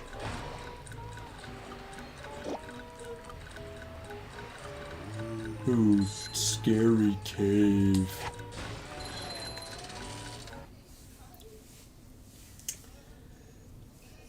But yeah, Larry Boy and the Fib from outer space. Ahoy there! You're looking for the king jellyfish. Some shit never changes no matter what age you are. Yes. Yeah, I'm glad you agree, Patrick. Good thing, too. That monster has been stinging all my good customers in their poop decks. I hear that you can find him up top of Old Sport Mountain here. Go hook that beast, sailor. Oh boy. Mr. Krabs, I'll see what I can do. What are you waiting for, boy? Go get that king jellyfish. Oh boy, Mr. Krabs, I'll see what I can do.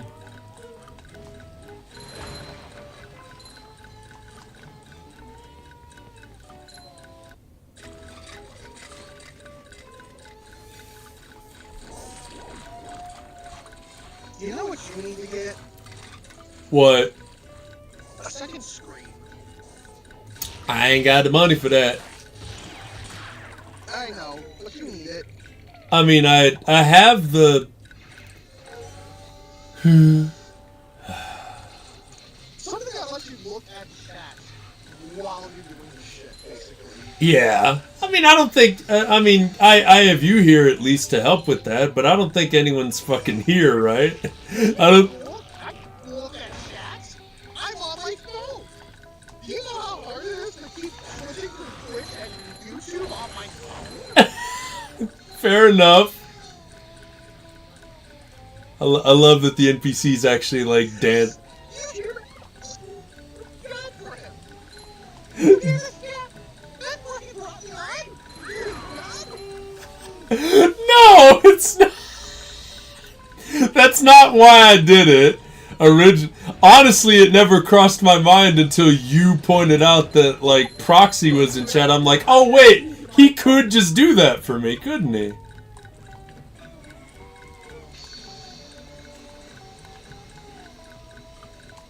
I could, but it's really hard. You know what? It looks like every time I switch out of Discord to go to Twitch, my voice stops picking up. That's probably because you're on phone.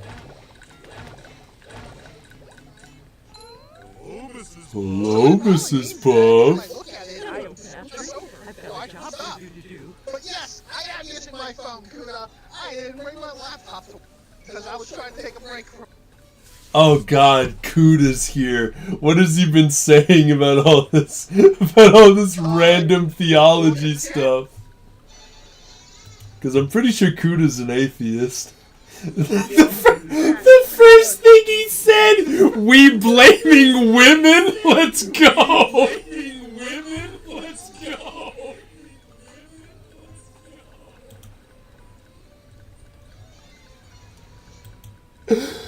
Oh, that's terrible. I am up later than I should be and will probably pass out, but popped in anyway. We're happy to have you, Kuda. We're always happy to have you. Oh boy. I found a golden spatula, but those robots out on the island stole it and threw it into the lake. If you can figure out how to get it back, you're welcome to it. So enough, Mrs. Puff.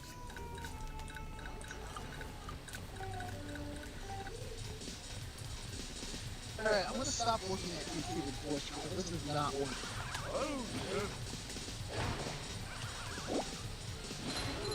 Huge.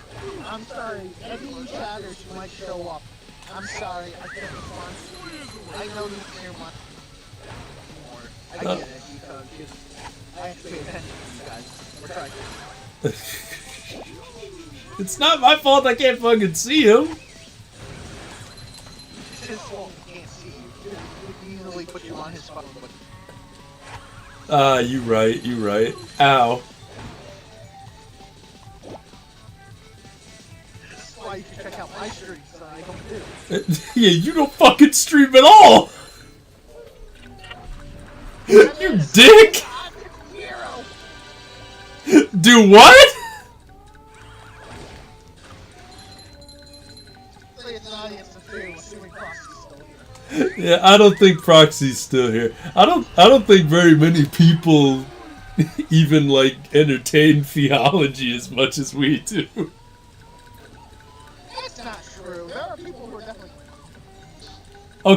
Okay, I stay correct. People on Twitch probably don't do it as much as we do. No, what it probably is that they don't call him a VTuber who looks like Black Goo and a dude in the just as a common writer. talking about theology. To talk about theology. I guess that's true too. Wait, I gotta change my icon again real quick. I just realized I can make this work. Oh no.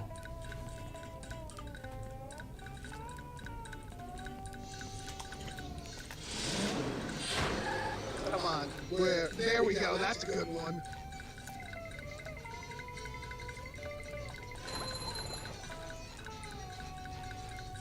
Ooh, this is gonna be great.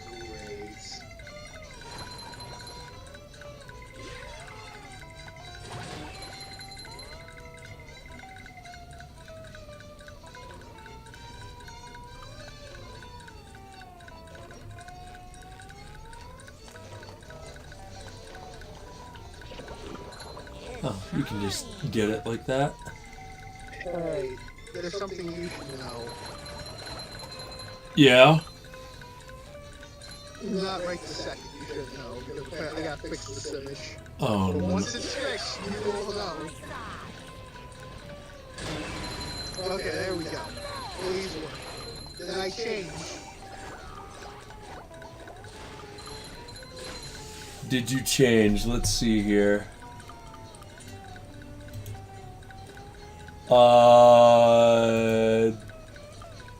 Yes, but not on stream. Be not afraid. Be not afraid, buddy. Okay, now you are on. Now you did change on stream. Yeah. Be not afraid. Be not afraid, everyone. We're coming in. This will, instead of being a commentator in a pile of black goo talking about theology, it will be a pile of black goo, and a biblically accurate angel.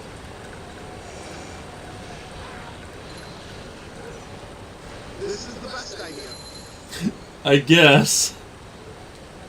Even though angels just being people with wings is also technically biblically accurate. I mean, kinda. That's more like the messenger class of angels. Yeah. The ones that are actually meant to interact with people. Yeah. Even they are apparently kind of scary. Pushing the single button is the most satisfying. Push, push, push, push. Oh yeah, you need the cruise missile for that.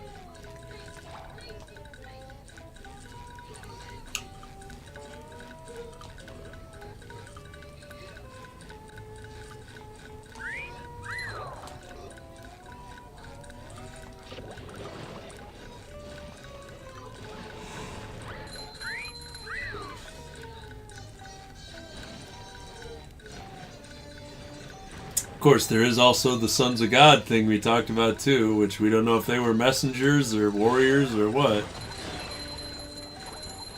Or even if they were angels. Yeah, it's... They most likely were with the Nephilim thing. There's just a lot to talk about with biblical stuff, and a lot we don't know. Yeah. I try not to think about it. It makes me idealize. But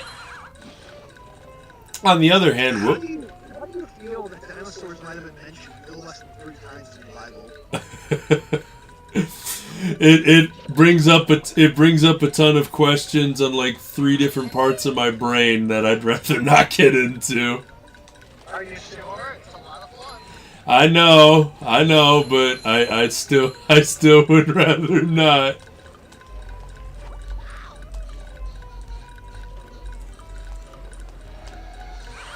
I'll just stick to dinosaurs and religion coexisting in Ark flavored context. Because I forgot that you haven't experienced the actual story and lore of Ark yet. And there's super ultra mega monster combo. There's there's just so much about Ark that will probably make you think, especially as someone who is more comfortable with believing everything about theology and so on. Versus me, who I'm more of a doubting Thomas. I like question everything uncontrollably, whether I want to or not. I feel like when you experience Ark's story more directly, like, there's so much that you specifically would really get a kick out of, I feel.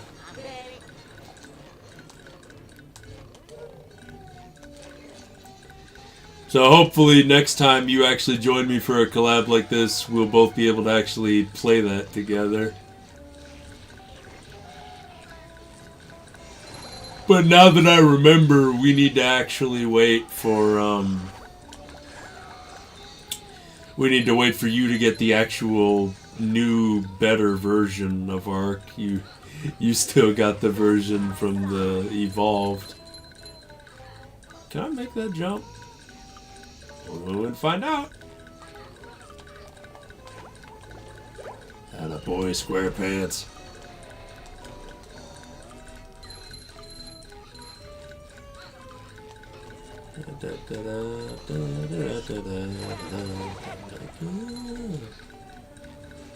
I really should open that box. Pretty sure there's a ton of challenges you come back to here for Patrick.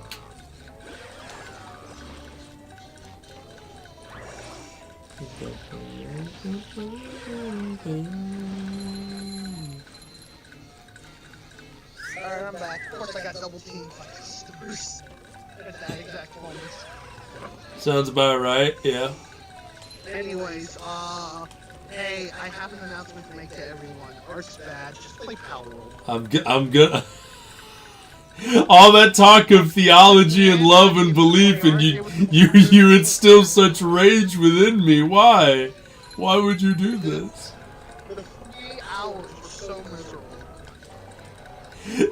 I thought you said you liked the game. It was just everything else that was bad. Yeah, in the game. I liked getting the dinosaurs in the end. That, you know, you had to hack it, cheat it, because you didn't have any of the DLC and even just got the wrong version of the game. This man wants me to spend $45 to get a new version of a game that was awful. The game only just seemed bad because I'm a bad showcase. I'm a bad tour guide.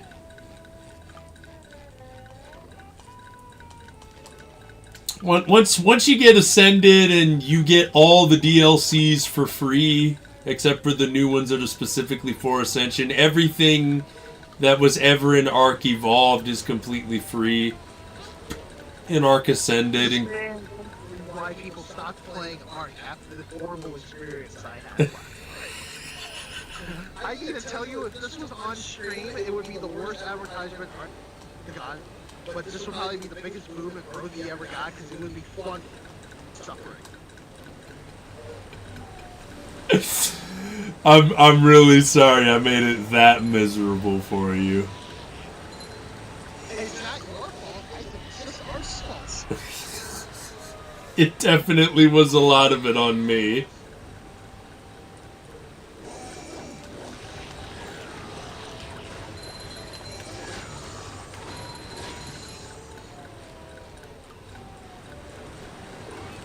Hook that beast, sailor. And that's dinosaurs in the Bible. Why don't you want to think about that again? Too much theology in one moment makes me a very suicidal boy, and I don't like that.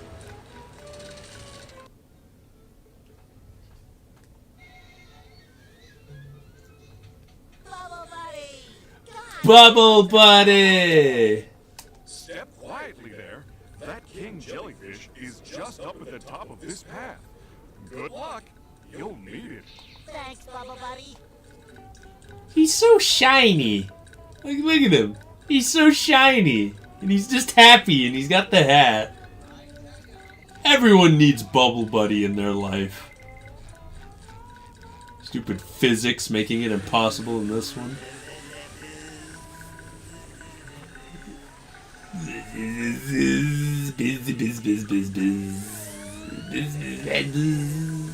Biz, biz, biz, biz,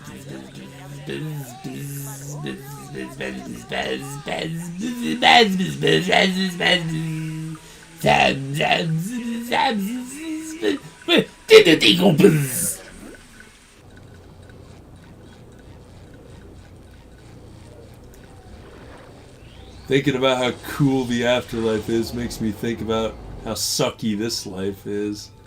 At least for me, anyway. But I know it's not healthy to think like that. So I talk about It's not. You shouldn't. Say what? It's not, and you shouldn't. No, I know. So that's why I think about theology in quick bursts. And just try to do normal things in this life that make me happy. Like this. Alright, yeah, you need to wait for him to actually land and shoot the ground.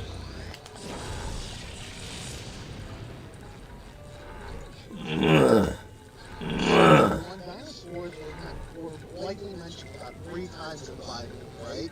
Yeah. Well, 2 of them were in the Book of Job, and 1 of them was in another part that I forget. Don't listen, Oil Man. This is just for the audience. This is for the audience's ears. Not yours. It's kind of hard when I can directly fucking hear you. Tune me out.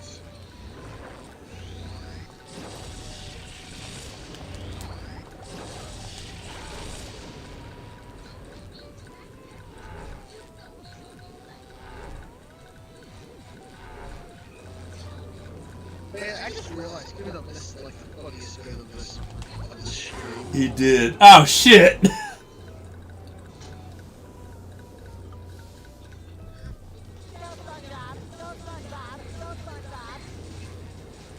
Oh, it started playing the boss music. That sucks. I love the Jellyfish Field song in this game.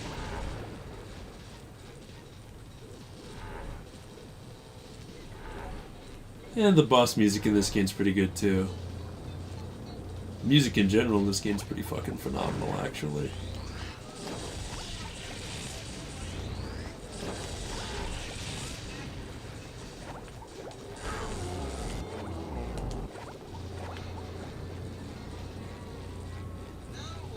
Ooh, purple jellies.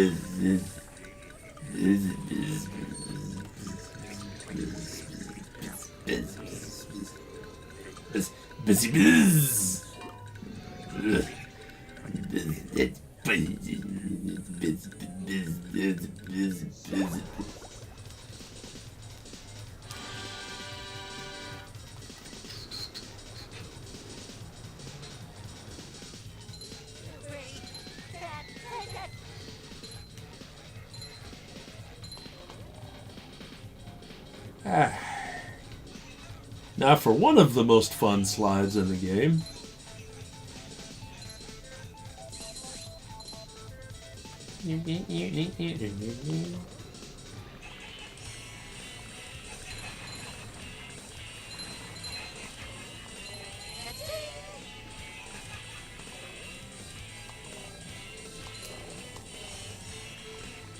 Nailed it.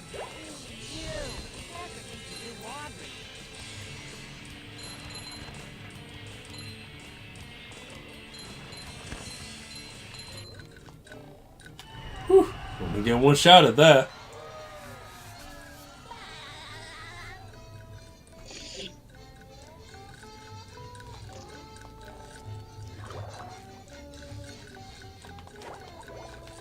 Ooh, the purple ones are big. Ow. Hey, Larry! See, no problem. You could do anything you set your mind and your muscle to. Thanks, Larry. Larry? The cucumber? No, stupid. Larry. The cucumber. Well, all right, because the Veggie Tales, right? I'm like, the cucumber. Wait, no, Kevin's the name of the sea cucumber. I'm like, wait, Larry's the. Oh, and then, oh.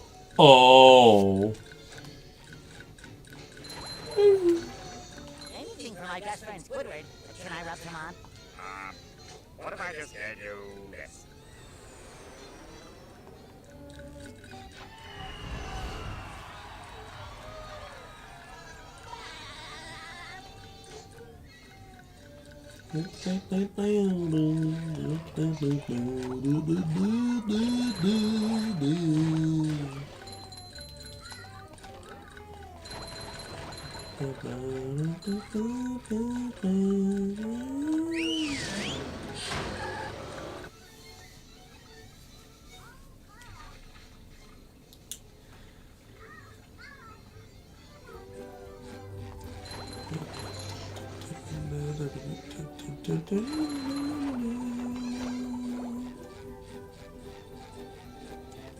When did Golden Spatulas do it? 11.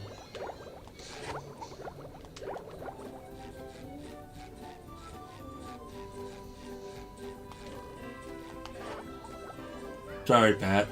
Wow, SpongeBob, you found some!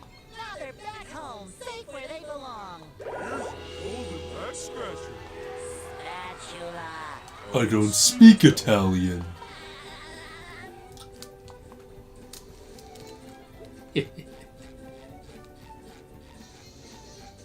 So, do you want to trade shiny objects for a golden spatula? That's quality craftsmanship, that is. Come again.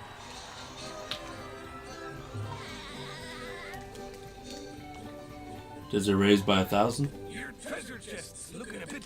Oh no, it raises by 500. Okay. I can live with that. Let's see here.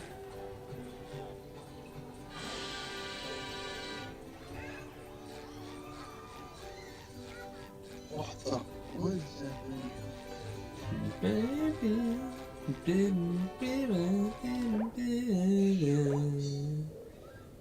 Oh, I got every single one in Jellyfish Fields.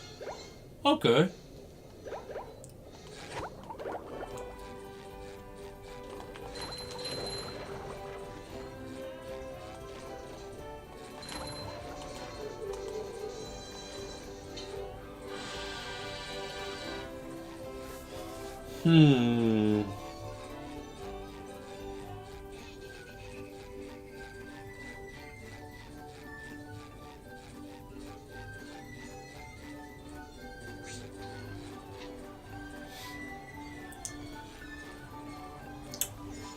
Do we go downtown?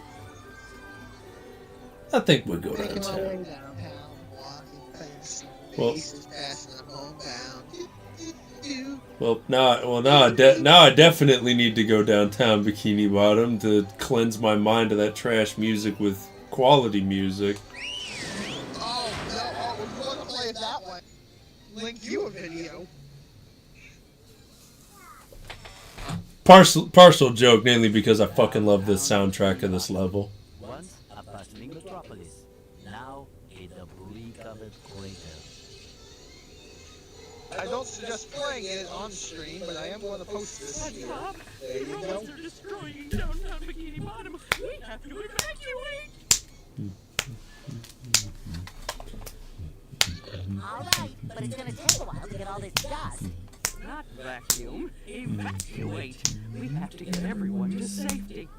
Can we just load them up in the boats? That won't do any good. Why not? Because the robots have taken all the steering wheels. Couldn't we just drive in a straight line? No, there are too many turns. Those fiends, they thought of everything. Never fear, Mrs. Puff. I'll get those steering wheels back. SpongeBob, if you're involved, I always fear. But I tell you what, if you can pull this off, I'll give you a golden spatula. How about a driver's license instead? Nice try.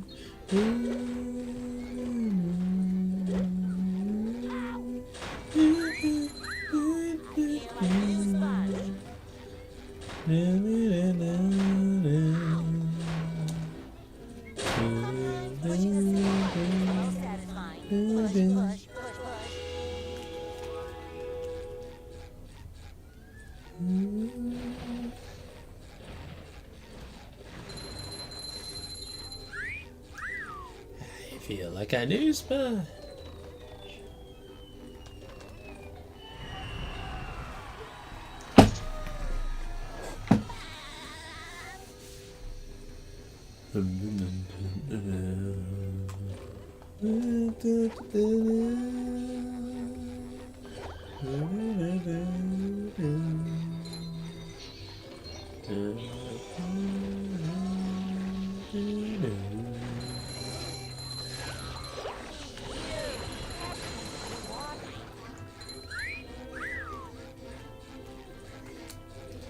Now I'm wearing 3 pairs of underwear right now. Gasp. I never would have guessed. I do like how you can see his house from here.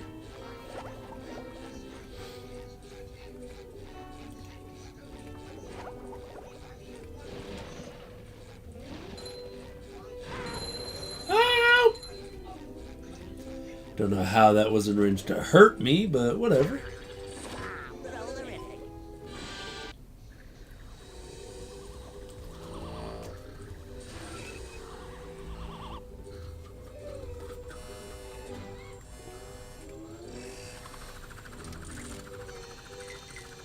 Yes.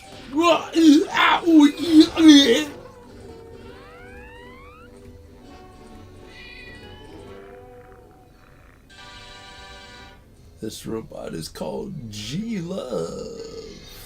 G-Love. Best way to deal with him is to step on him. Who'd have thought a robot all about hands loves being stepped on?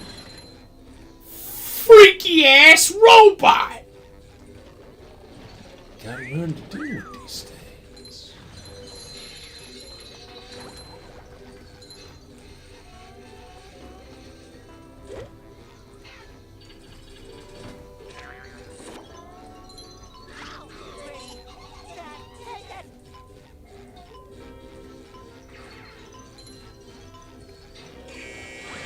Ha!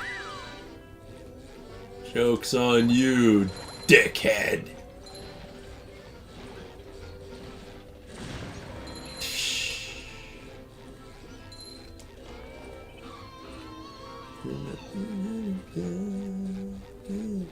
Does the bottle hurt you? Nope, only the hot sauce. I wonder why hot... Imagine hot sauce being so hot it burns your skin on contact. I don't think something like that exists yet. Maybe it does. Does it? His complete lack of silence makes me think that maybe he DC'd. Oh no, he's still here. I guess he just got busy or something.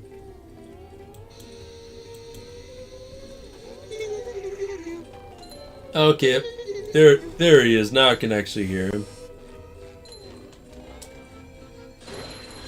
I don't have much to say because I can't see the commentary and I got lost scrolling Twitter. You got lost scrolling through Twitter. I feel that. I used to do that back when I had that.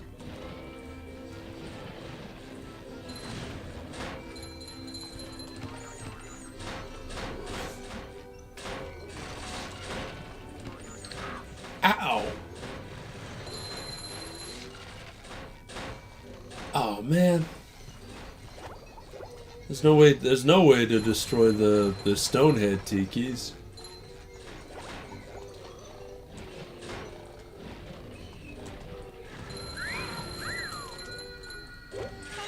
Pushing a simple button is the most satisfying. Push, push, push, push.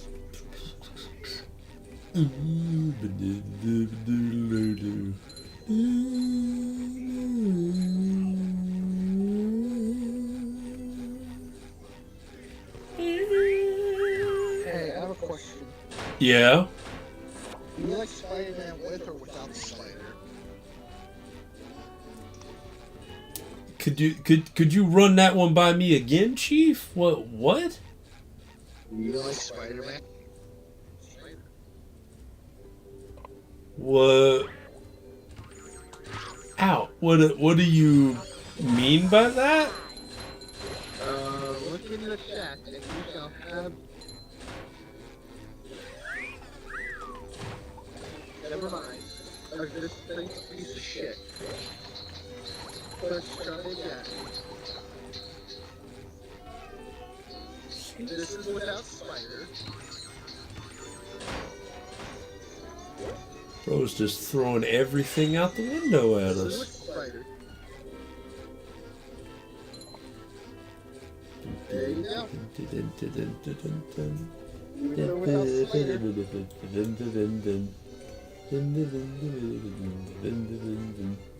It's taking forever to load.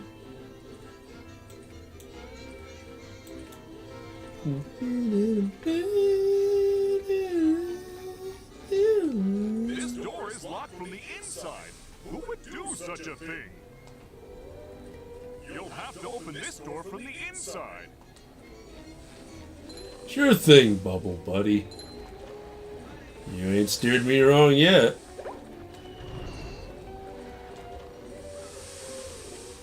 Have to open this door from the inside. I forget how you actually reach the place where you get that, because I know you're supposed to like jump in from like the roof or whatever.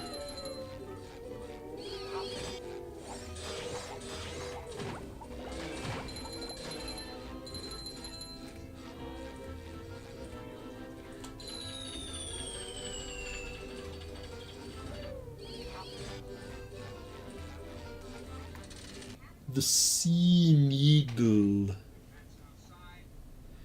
The needle of the sea.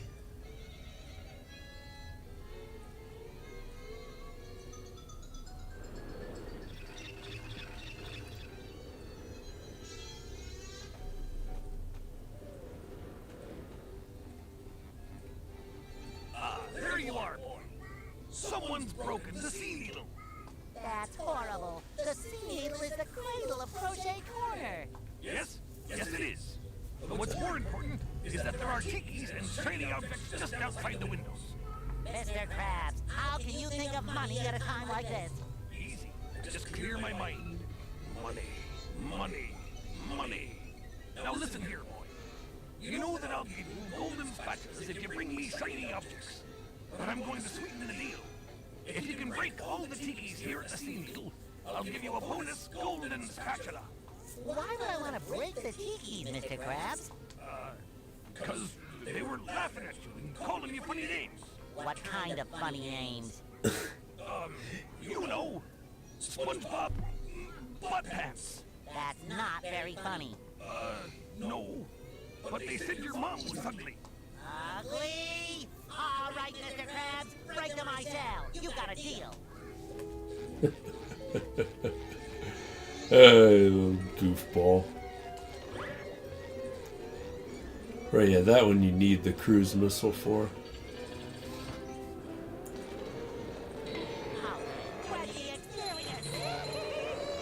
Bungee diving.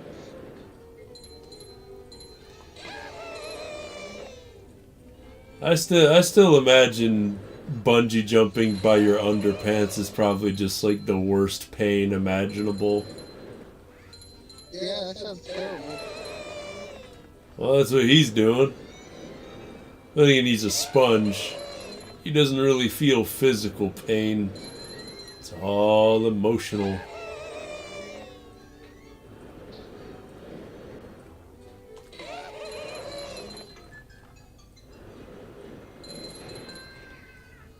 Ah, cool. You can break the tikis that float and they'll actually just fall and you'll get like a double kill for it. Nice.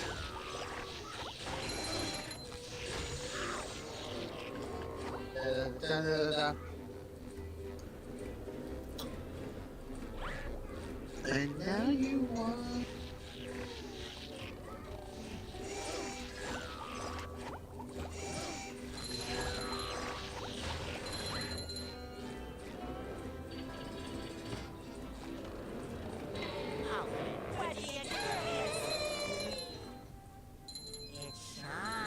There are tikis and shiny objects just outside the windows. How can you think of money at a time like this? Easy. Just clear my mind. Money. Money.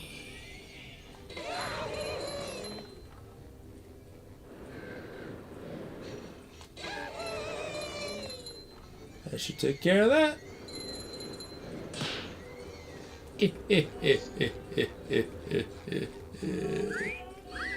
A cool steering wheel. Thank you. All I could think of was fucking Chad Gable's organic. A sheesh, a thank you. A sheesh, a thank you. Oh, fuck.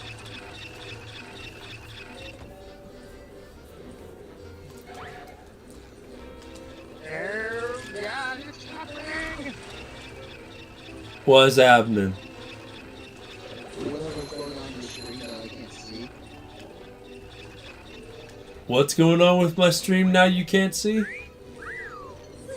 I don't know. Whatever it is, it's happening though. Oh. Oh, almost got like a double for that.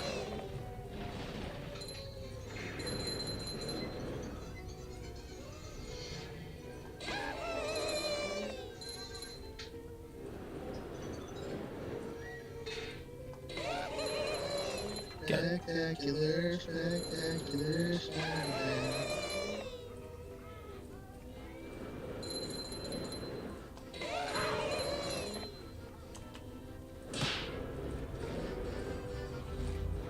That should be all the tikis.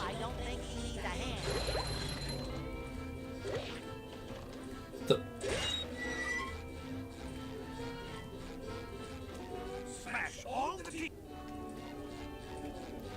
I missed some? Or does it reset every time you die? Probably resets every time you die.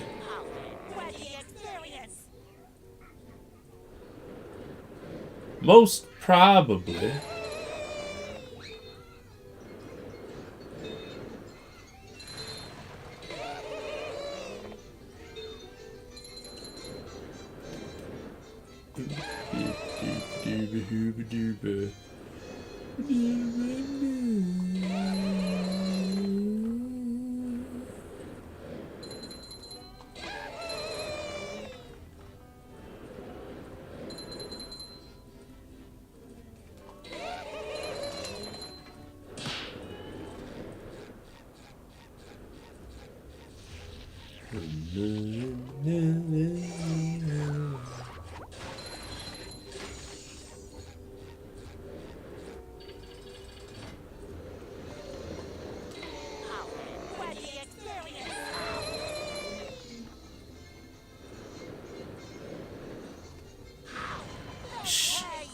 shit.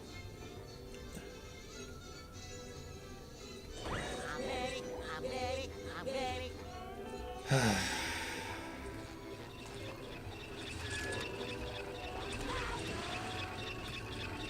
Dang.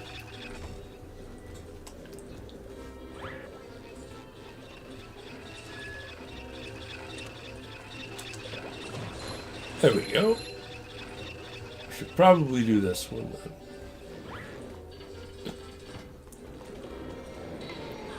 This one has the most bombs.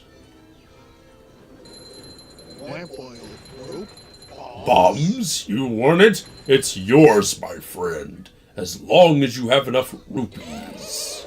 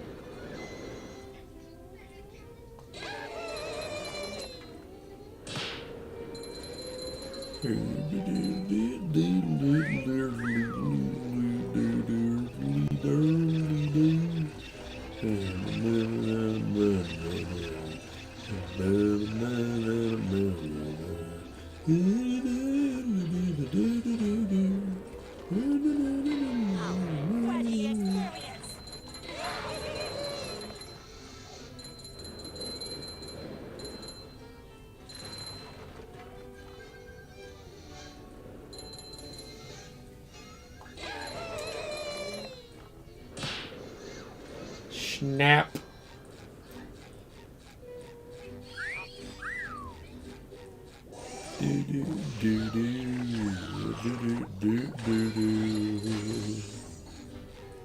Oh God, they did reuse this song for Rayman Origins. And ironically, the underwater level. They used the exact same leitmotif. That is actually kind of brilliant.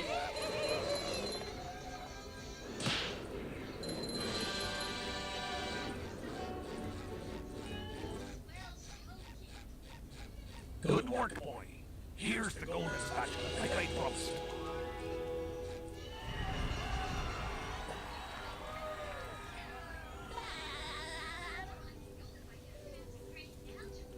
There's more golden Spatulas in the deep blue sea. Be on the lookout.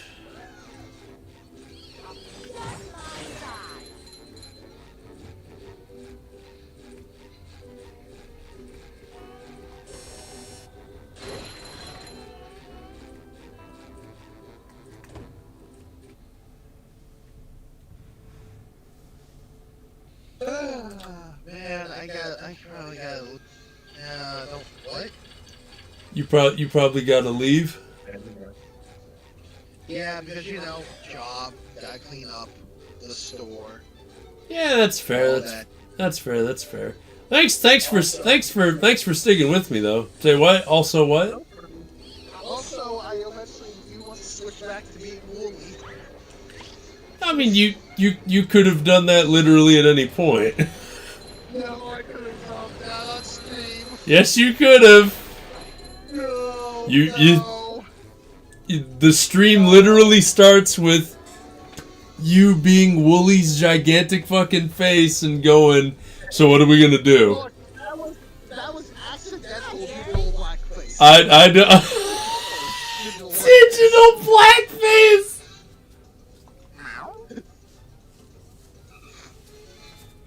Oh God. Yeah, thanks for noticing. I have been working out. Oh God. Where else do I call it?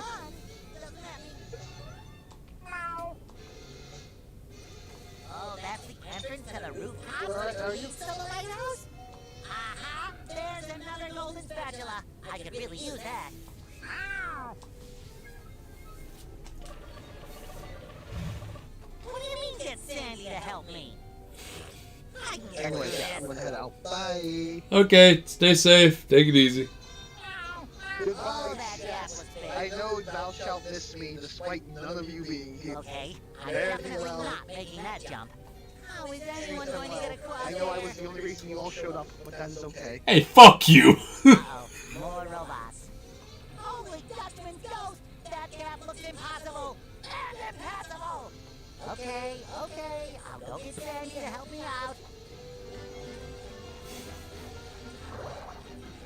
Literally, what is Gary doing downtown? Bro just wandered up over here.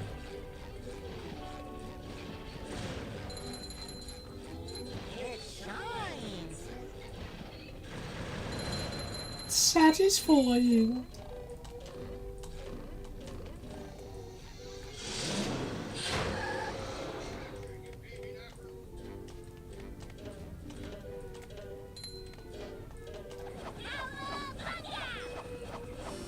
I'm getting dizzy just watching.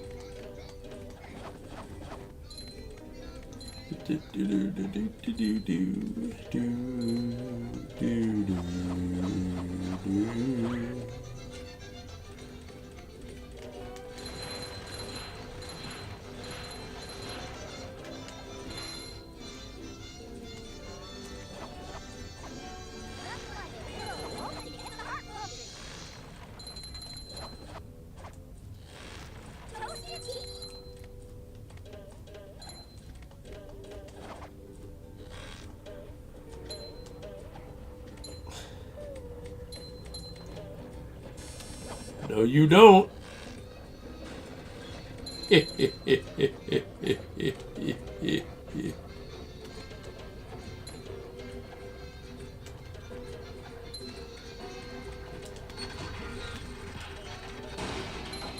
Big kaboom. Ha, kaboom. What? Of course not, you crazy. That sign is way too huge. One kaboomy stick won't be nearly enough. 5, 4, 3, 2, 1. Kaboom! There's another one. That was the most awesomest thing I have ever seen that wasn't me. God, it's amazing that show still holds up.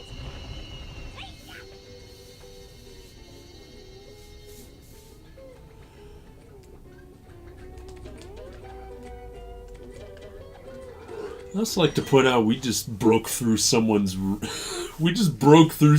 apartment to get to the roof. Hey, Larry, what's shaking? Sandy! Boy, am I glad to see you. I need your help. My TV reception has been terrible lately. I need to have someone replace my old antenna with this shiny new one. Yes, sir. That there antenna is shinier than a $3 bill. Well, why don't you replace it yourself? I'm not really much of a jumper. So, what's jumping got to do with it? Because the old antenna is up there. Oof. Woo! That's taller than a glass of Texas iced tea. The robots have blocked off that building, and I can't do all those fancy moves you and SpongeBob do to get across these gaps. All I could do is flex! Wanna see? Yeah, great. So what are you gonna do with the old antenna? Oh, that? It's yours if you replace it with the new one. Well, I have been getting bad TV reception in the tree dome. Okay, Larry, you got a deal.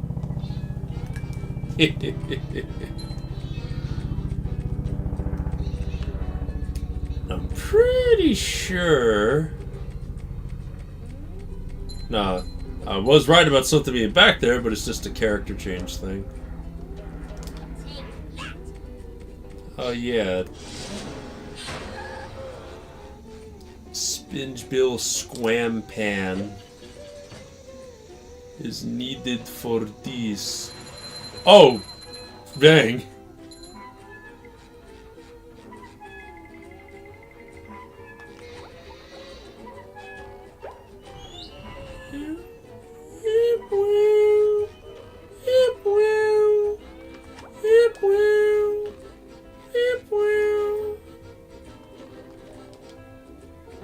A lot of them sounds will just never leave you. Also, ooh, hello. I always forget about that golden spatula up there.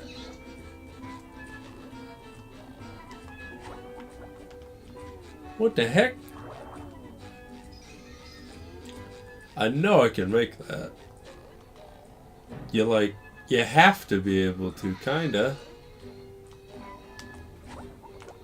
Ah, they put an invisible wall up there. Wait, what?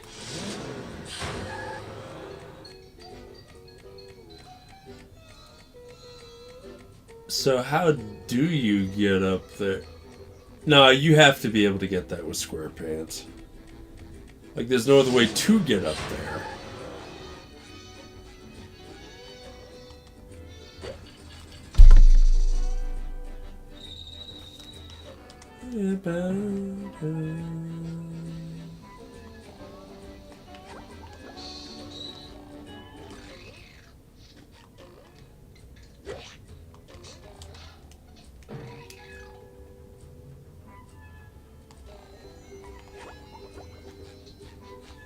Why is there an invisible barrier there, or is it just my emulator bugging out?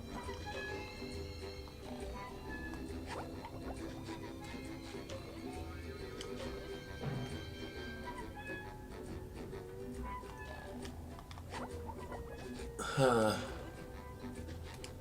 Like, clearly there's no other way to actually reach that.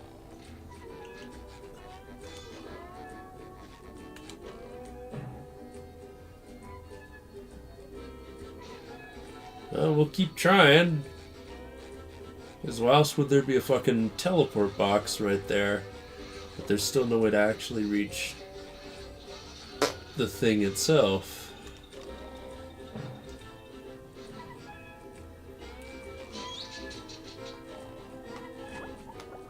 Okay.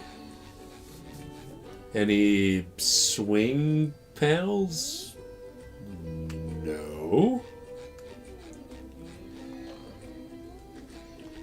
And you can't switch back to Sandy and keep the spring active. There's clearly an invisible wall somewhere over there.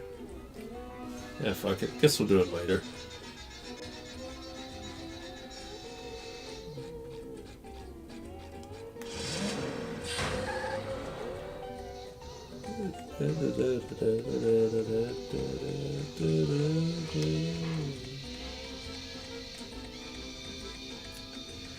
If I could get up there with Sandy, then that probably would be the key.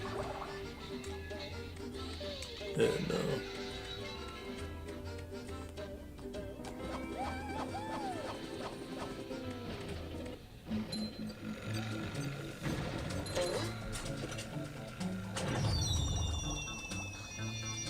Look out! He got a bomb!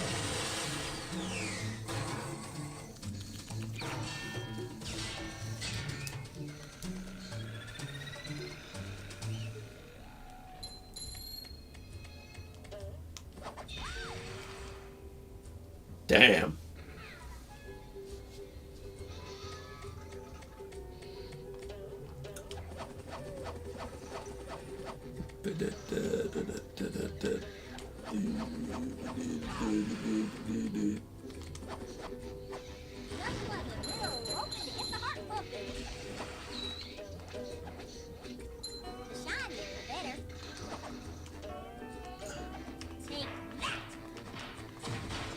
There. Feeling refreshed. Nope.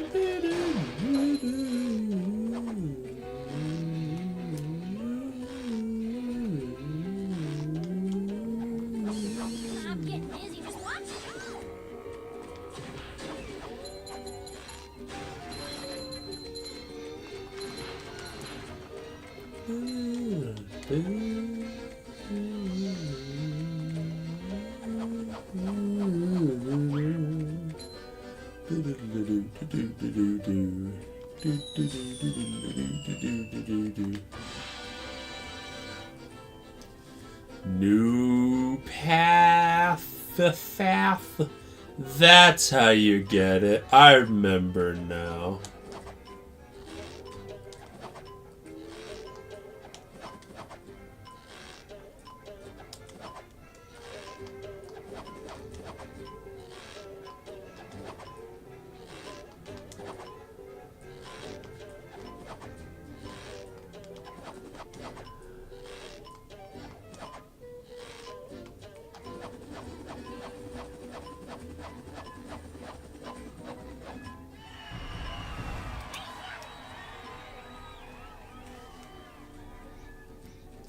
Well, ain't that beautiful?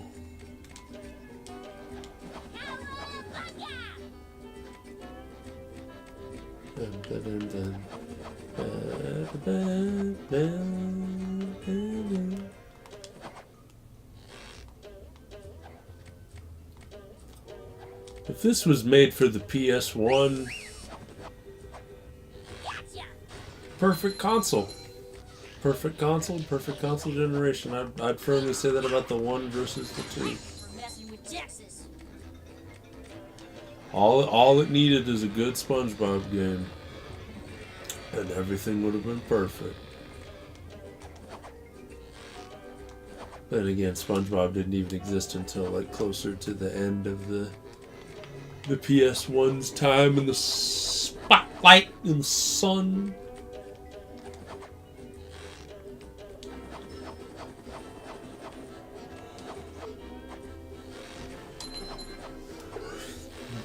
Maybe. Was 99 about the end of the PS1? Somewhere. It was close. Games for the PS2 were being made in 1999. I know Tekken Tag 2 is probably just the biggest example for me personally. I'm a huge fucking Tekken mark.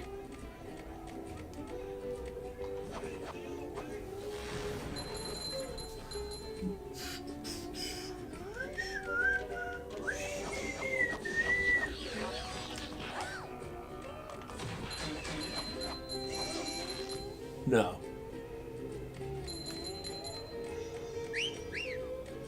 Why are Patrick's pants just hanging up in the... Why are SpongeBob's pants just hanging up in the middle of the city? He doesn't live downtown.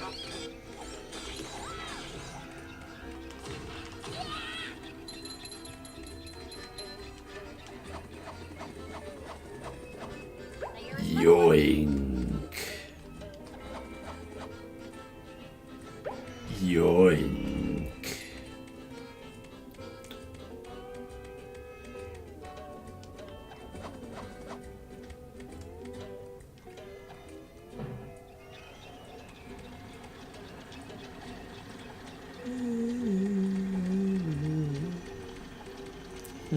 Is Sandy's helmet 2D with like an overlay, or is it...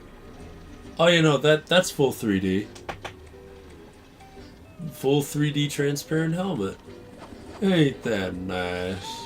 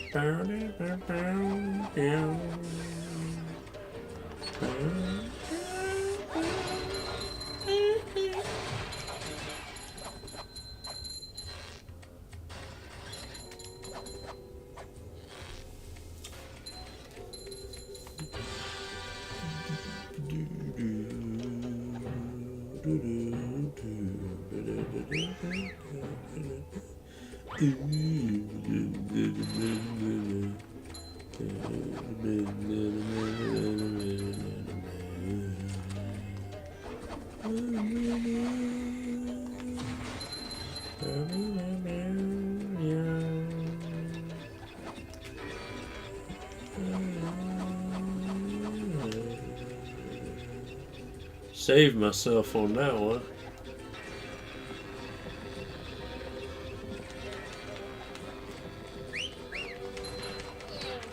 Can't believe I'm wearing SpongeBob's underwear. Why are you wearing it? I don't think you need to wear it in order to get the health benefits, Sandy. Here's another one.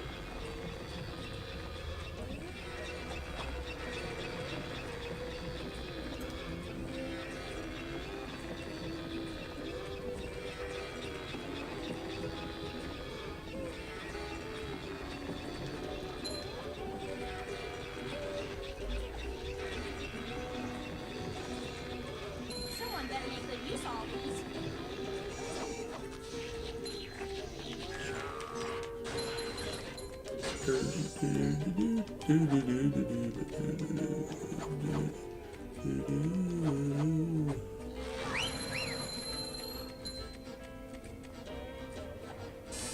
I'm getting dizzy just watching.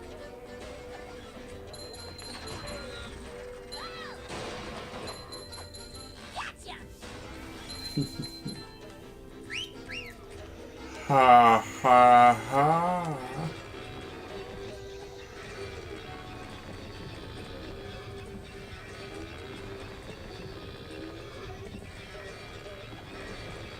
Made it. Peace off.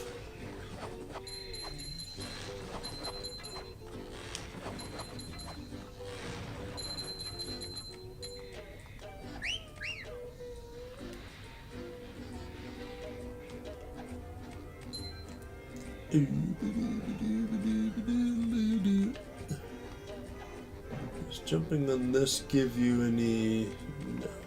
Oh, I could have jumped on that and immediately skipped over most of the level because that's where you get the sock.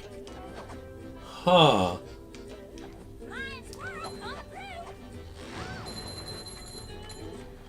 Yeah, I could have actually just skipped over like that whole chunk of the fucking level.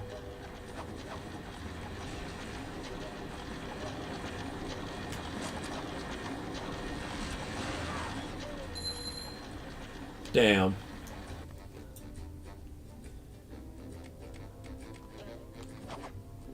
Well, at least that's a checkpoint.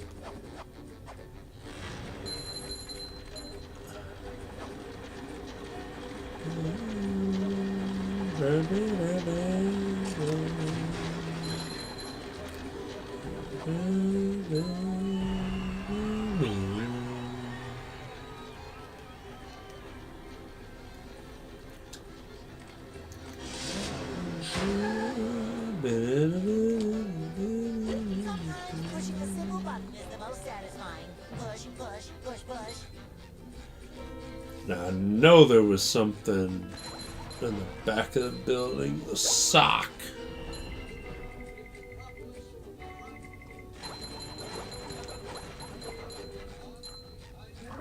And the box. The sock in the box.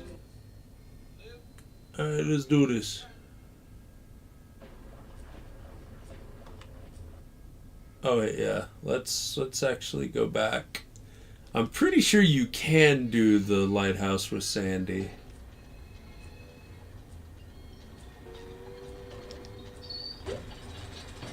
If you go through the box first. Yeah.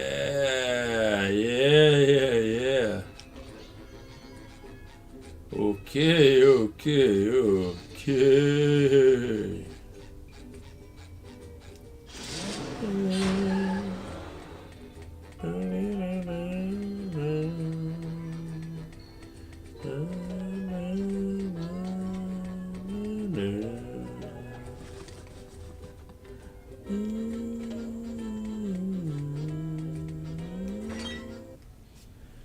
There we go. And Sandy always does better at combat sections.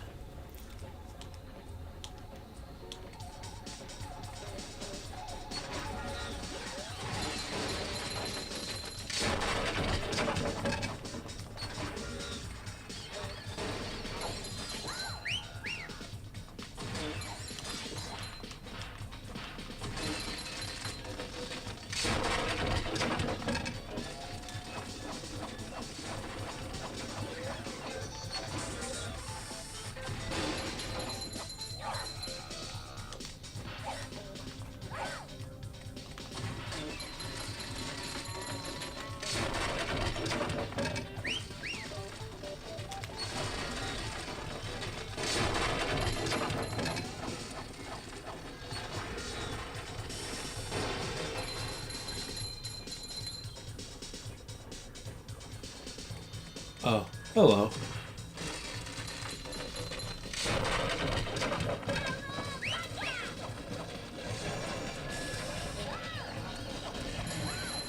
Good riddance. Someone better make good use of all these.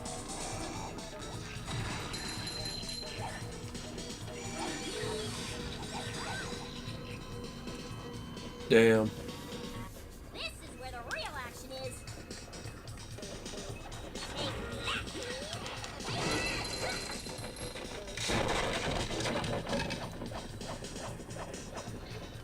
Damn.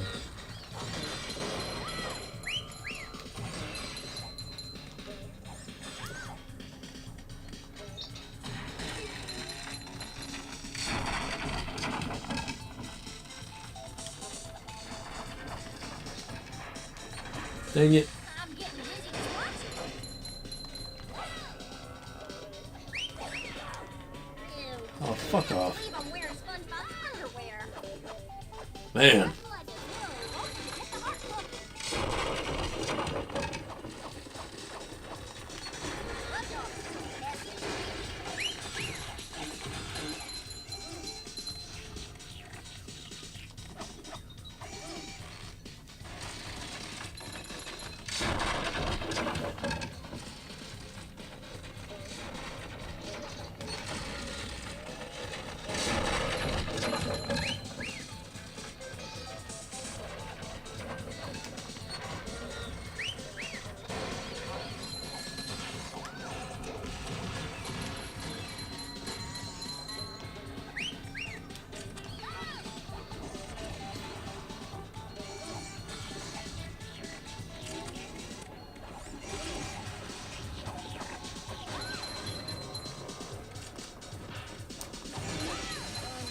Varmint.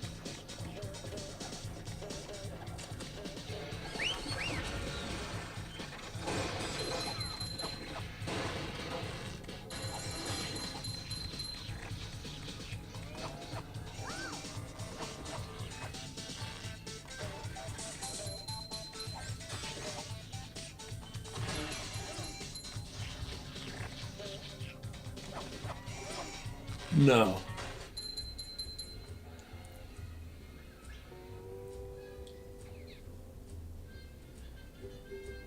Yeah, it looks like you need to. Looks like you need to go through it with sponge for that.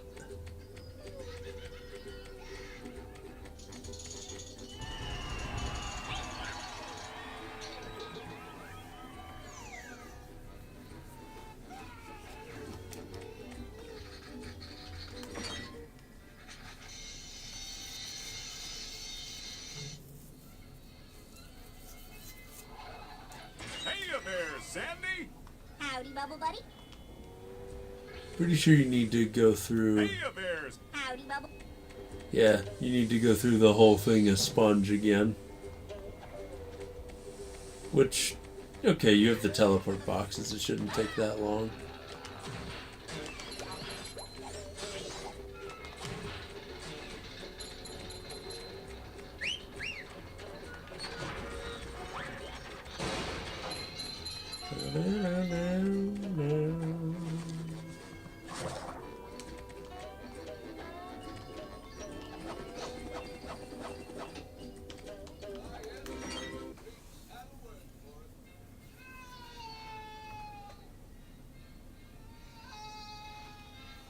I don't think you need to fight through the entire floor again. Emphasis on think. But I'm pretty sure the last steering wheel is once you do the whatchamacallit. The button press at the bottom there. Oh, you do need to fight through again. Oh well.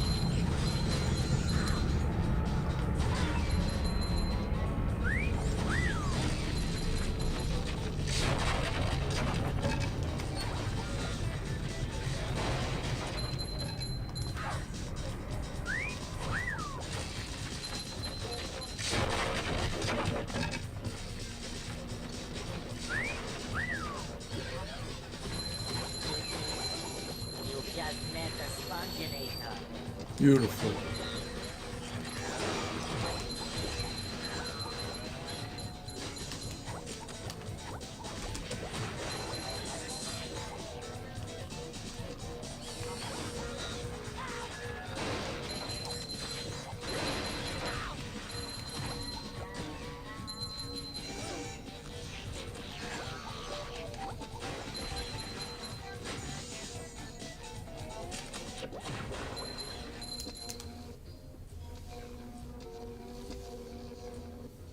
Good.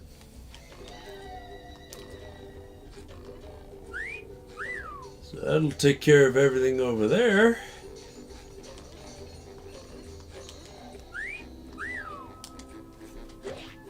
Damn it.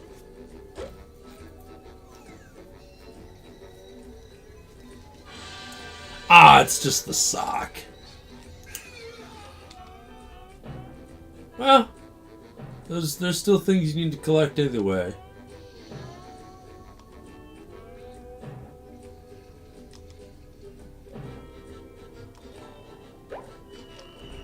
There we have it. Oops.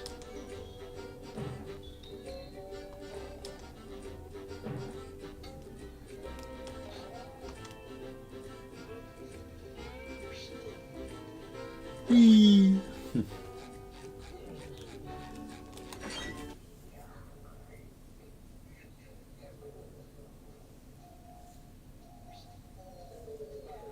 Hey there, SpongeBob. Bubble Buddy! Huh. Where is that last steering wheel?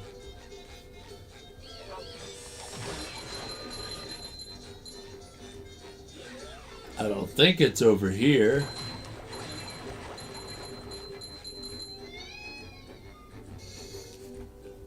Yeah, if you venture too far, Hans will take you away. Bubble Buddy!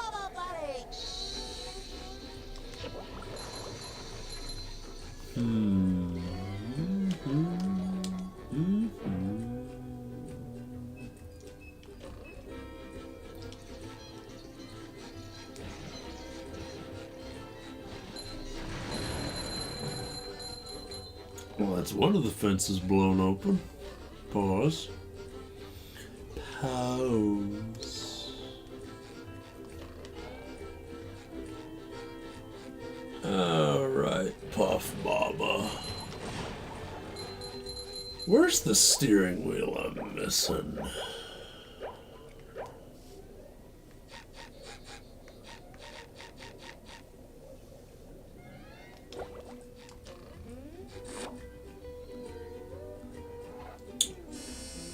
It's got to be some.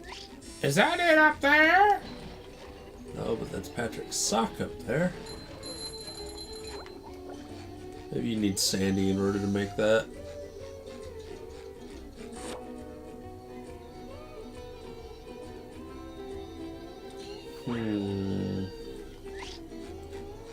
First National Bank.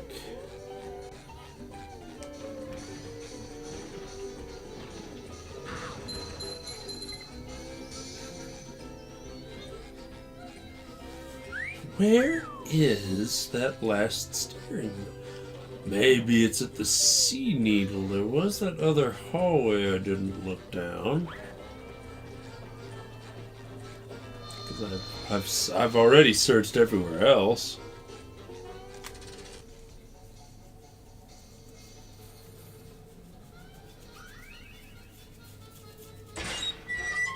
We'll at least finish downtown. Ah.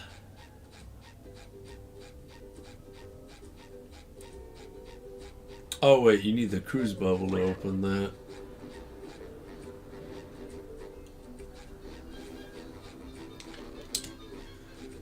Oh wait, no, because the only thing behind that door could be a golden spatula.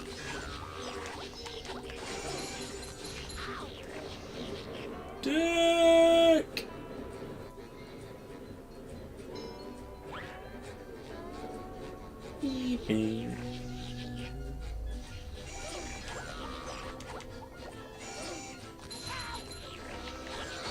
Not this time. Yeah. And this was the only other door besides the other one. And I already got the steering wheel behind this door. Unless... no, the cruise bubble's the thing you need for that too.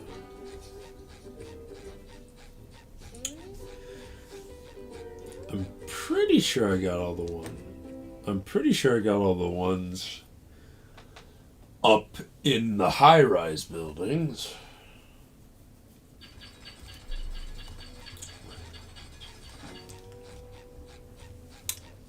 Ah, there it is. There's the last one.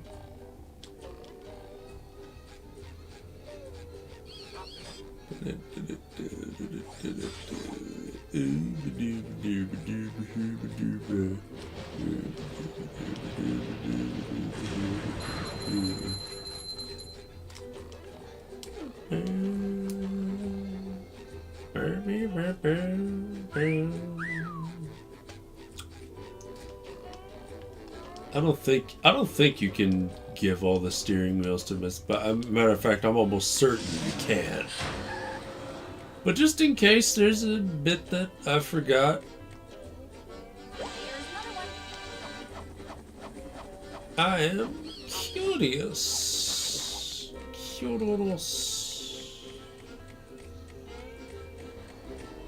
Let's see if we can't get our reward from Puff. Howdy, Bubble Buddy. I'm not pressing the button to speak to him either. He's just he just likes to say hello. Hi, Squirrel, coming through. He's friendly like that, I guess. Good old Bubble Buddy.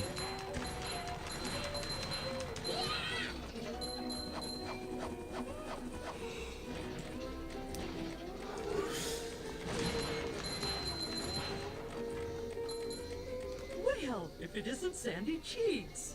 Howdy, Mrs. Puff. Yeah, looks like you need to speak to her as the Sponge.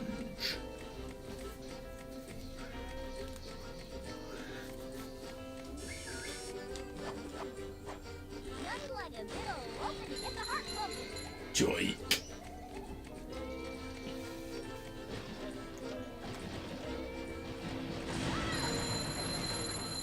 Good riddance.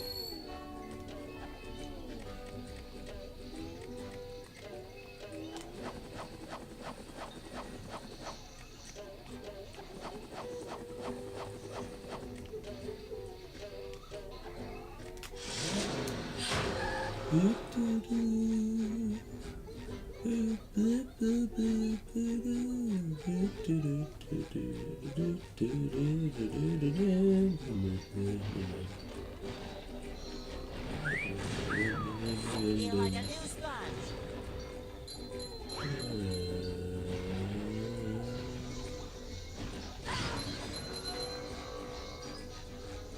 Just my size. I thought I could escape.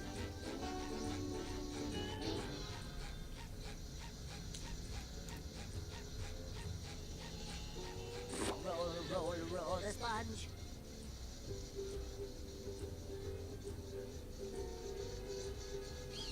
There we go, much faster. SpongeBob, I'm impressed.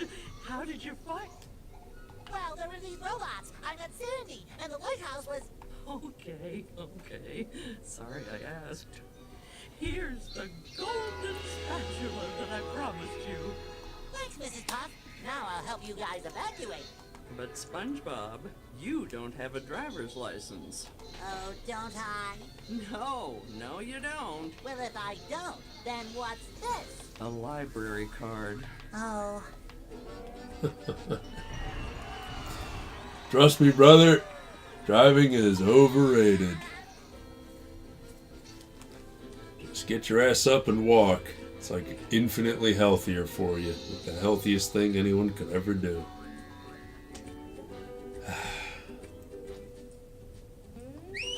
We'll be back later, downtown.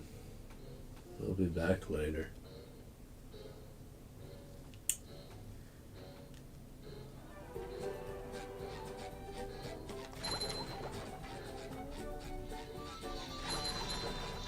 for right now, let's go home.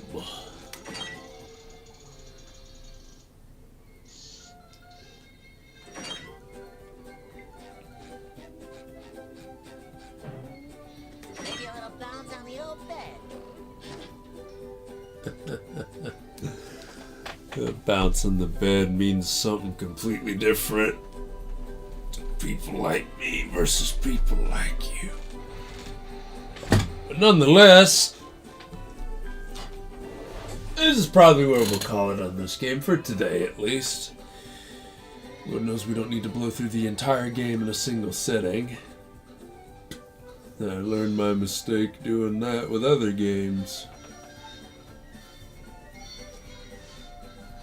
So instead,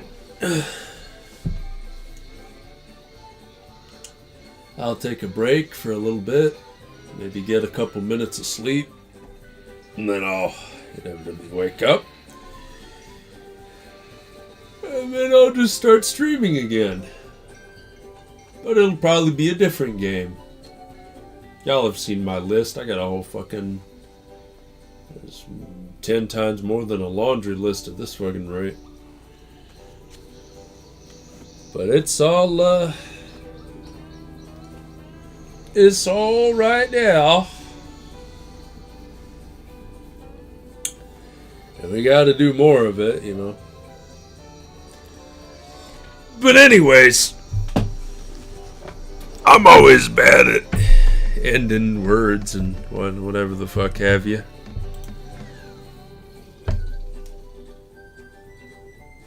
So yeah, that'll be that. I'll be back in a little bit. But until then, y'all take it easy. You know who I am. You know what this is about.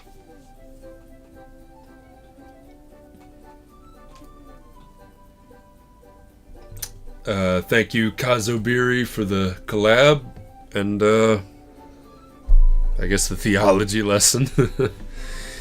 And yeah, is your boy signing off. We will we'll be seeing y'all. Take it easy.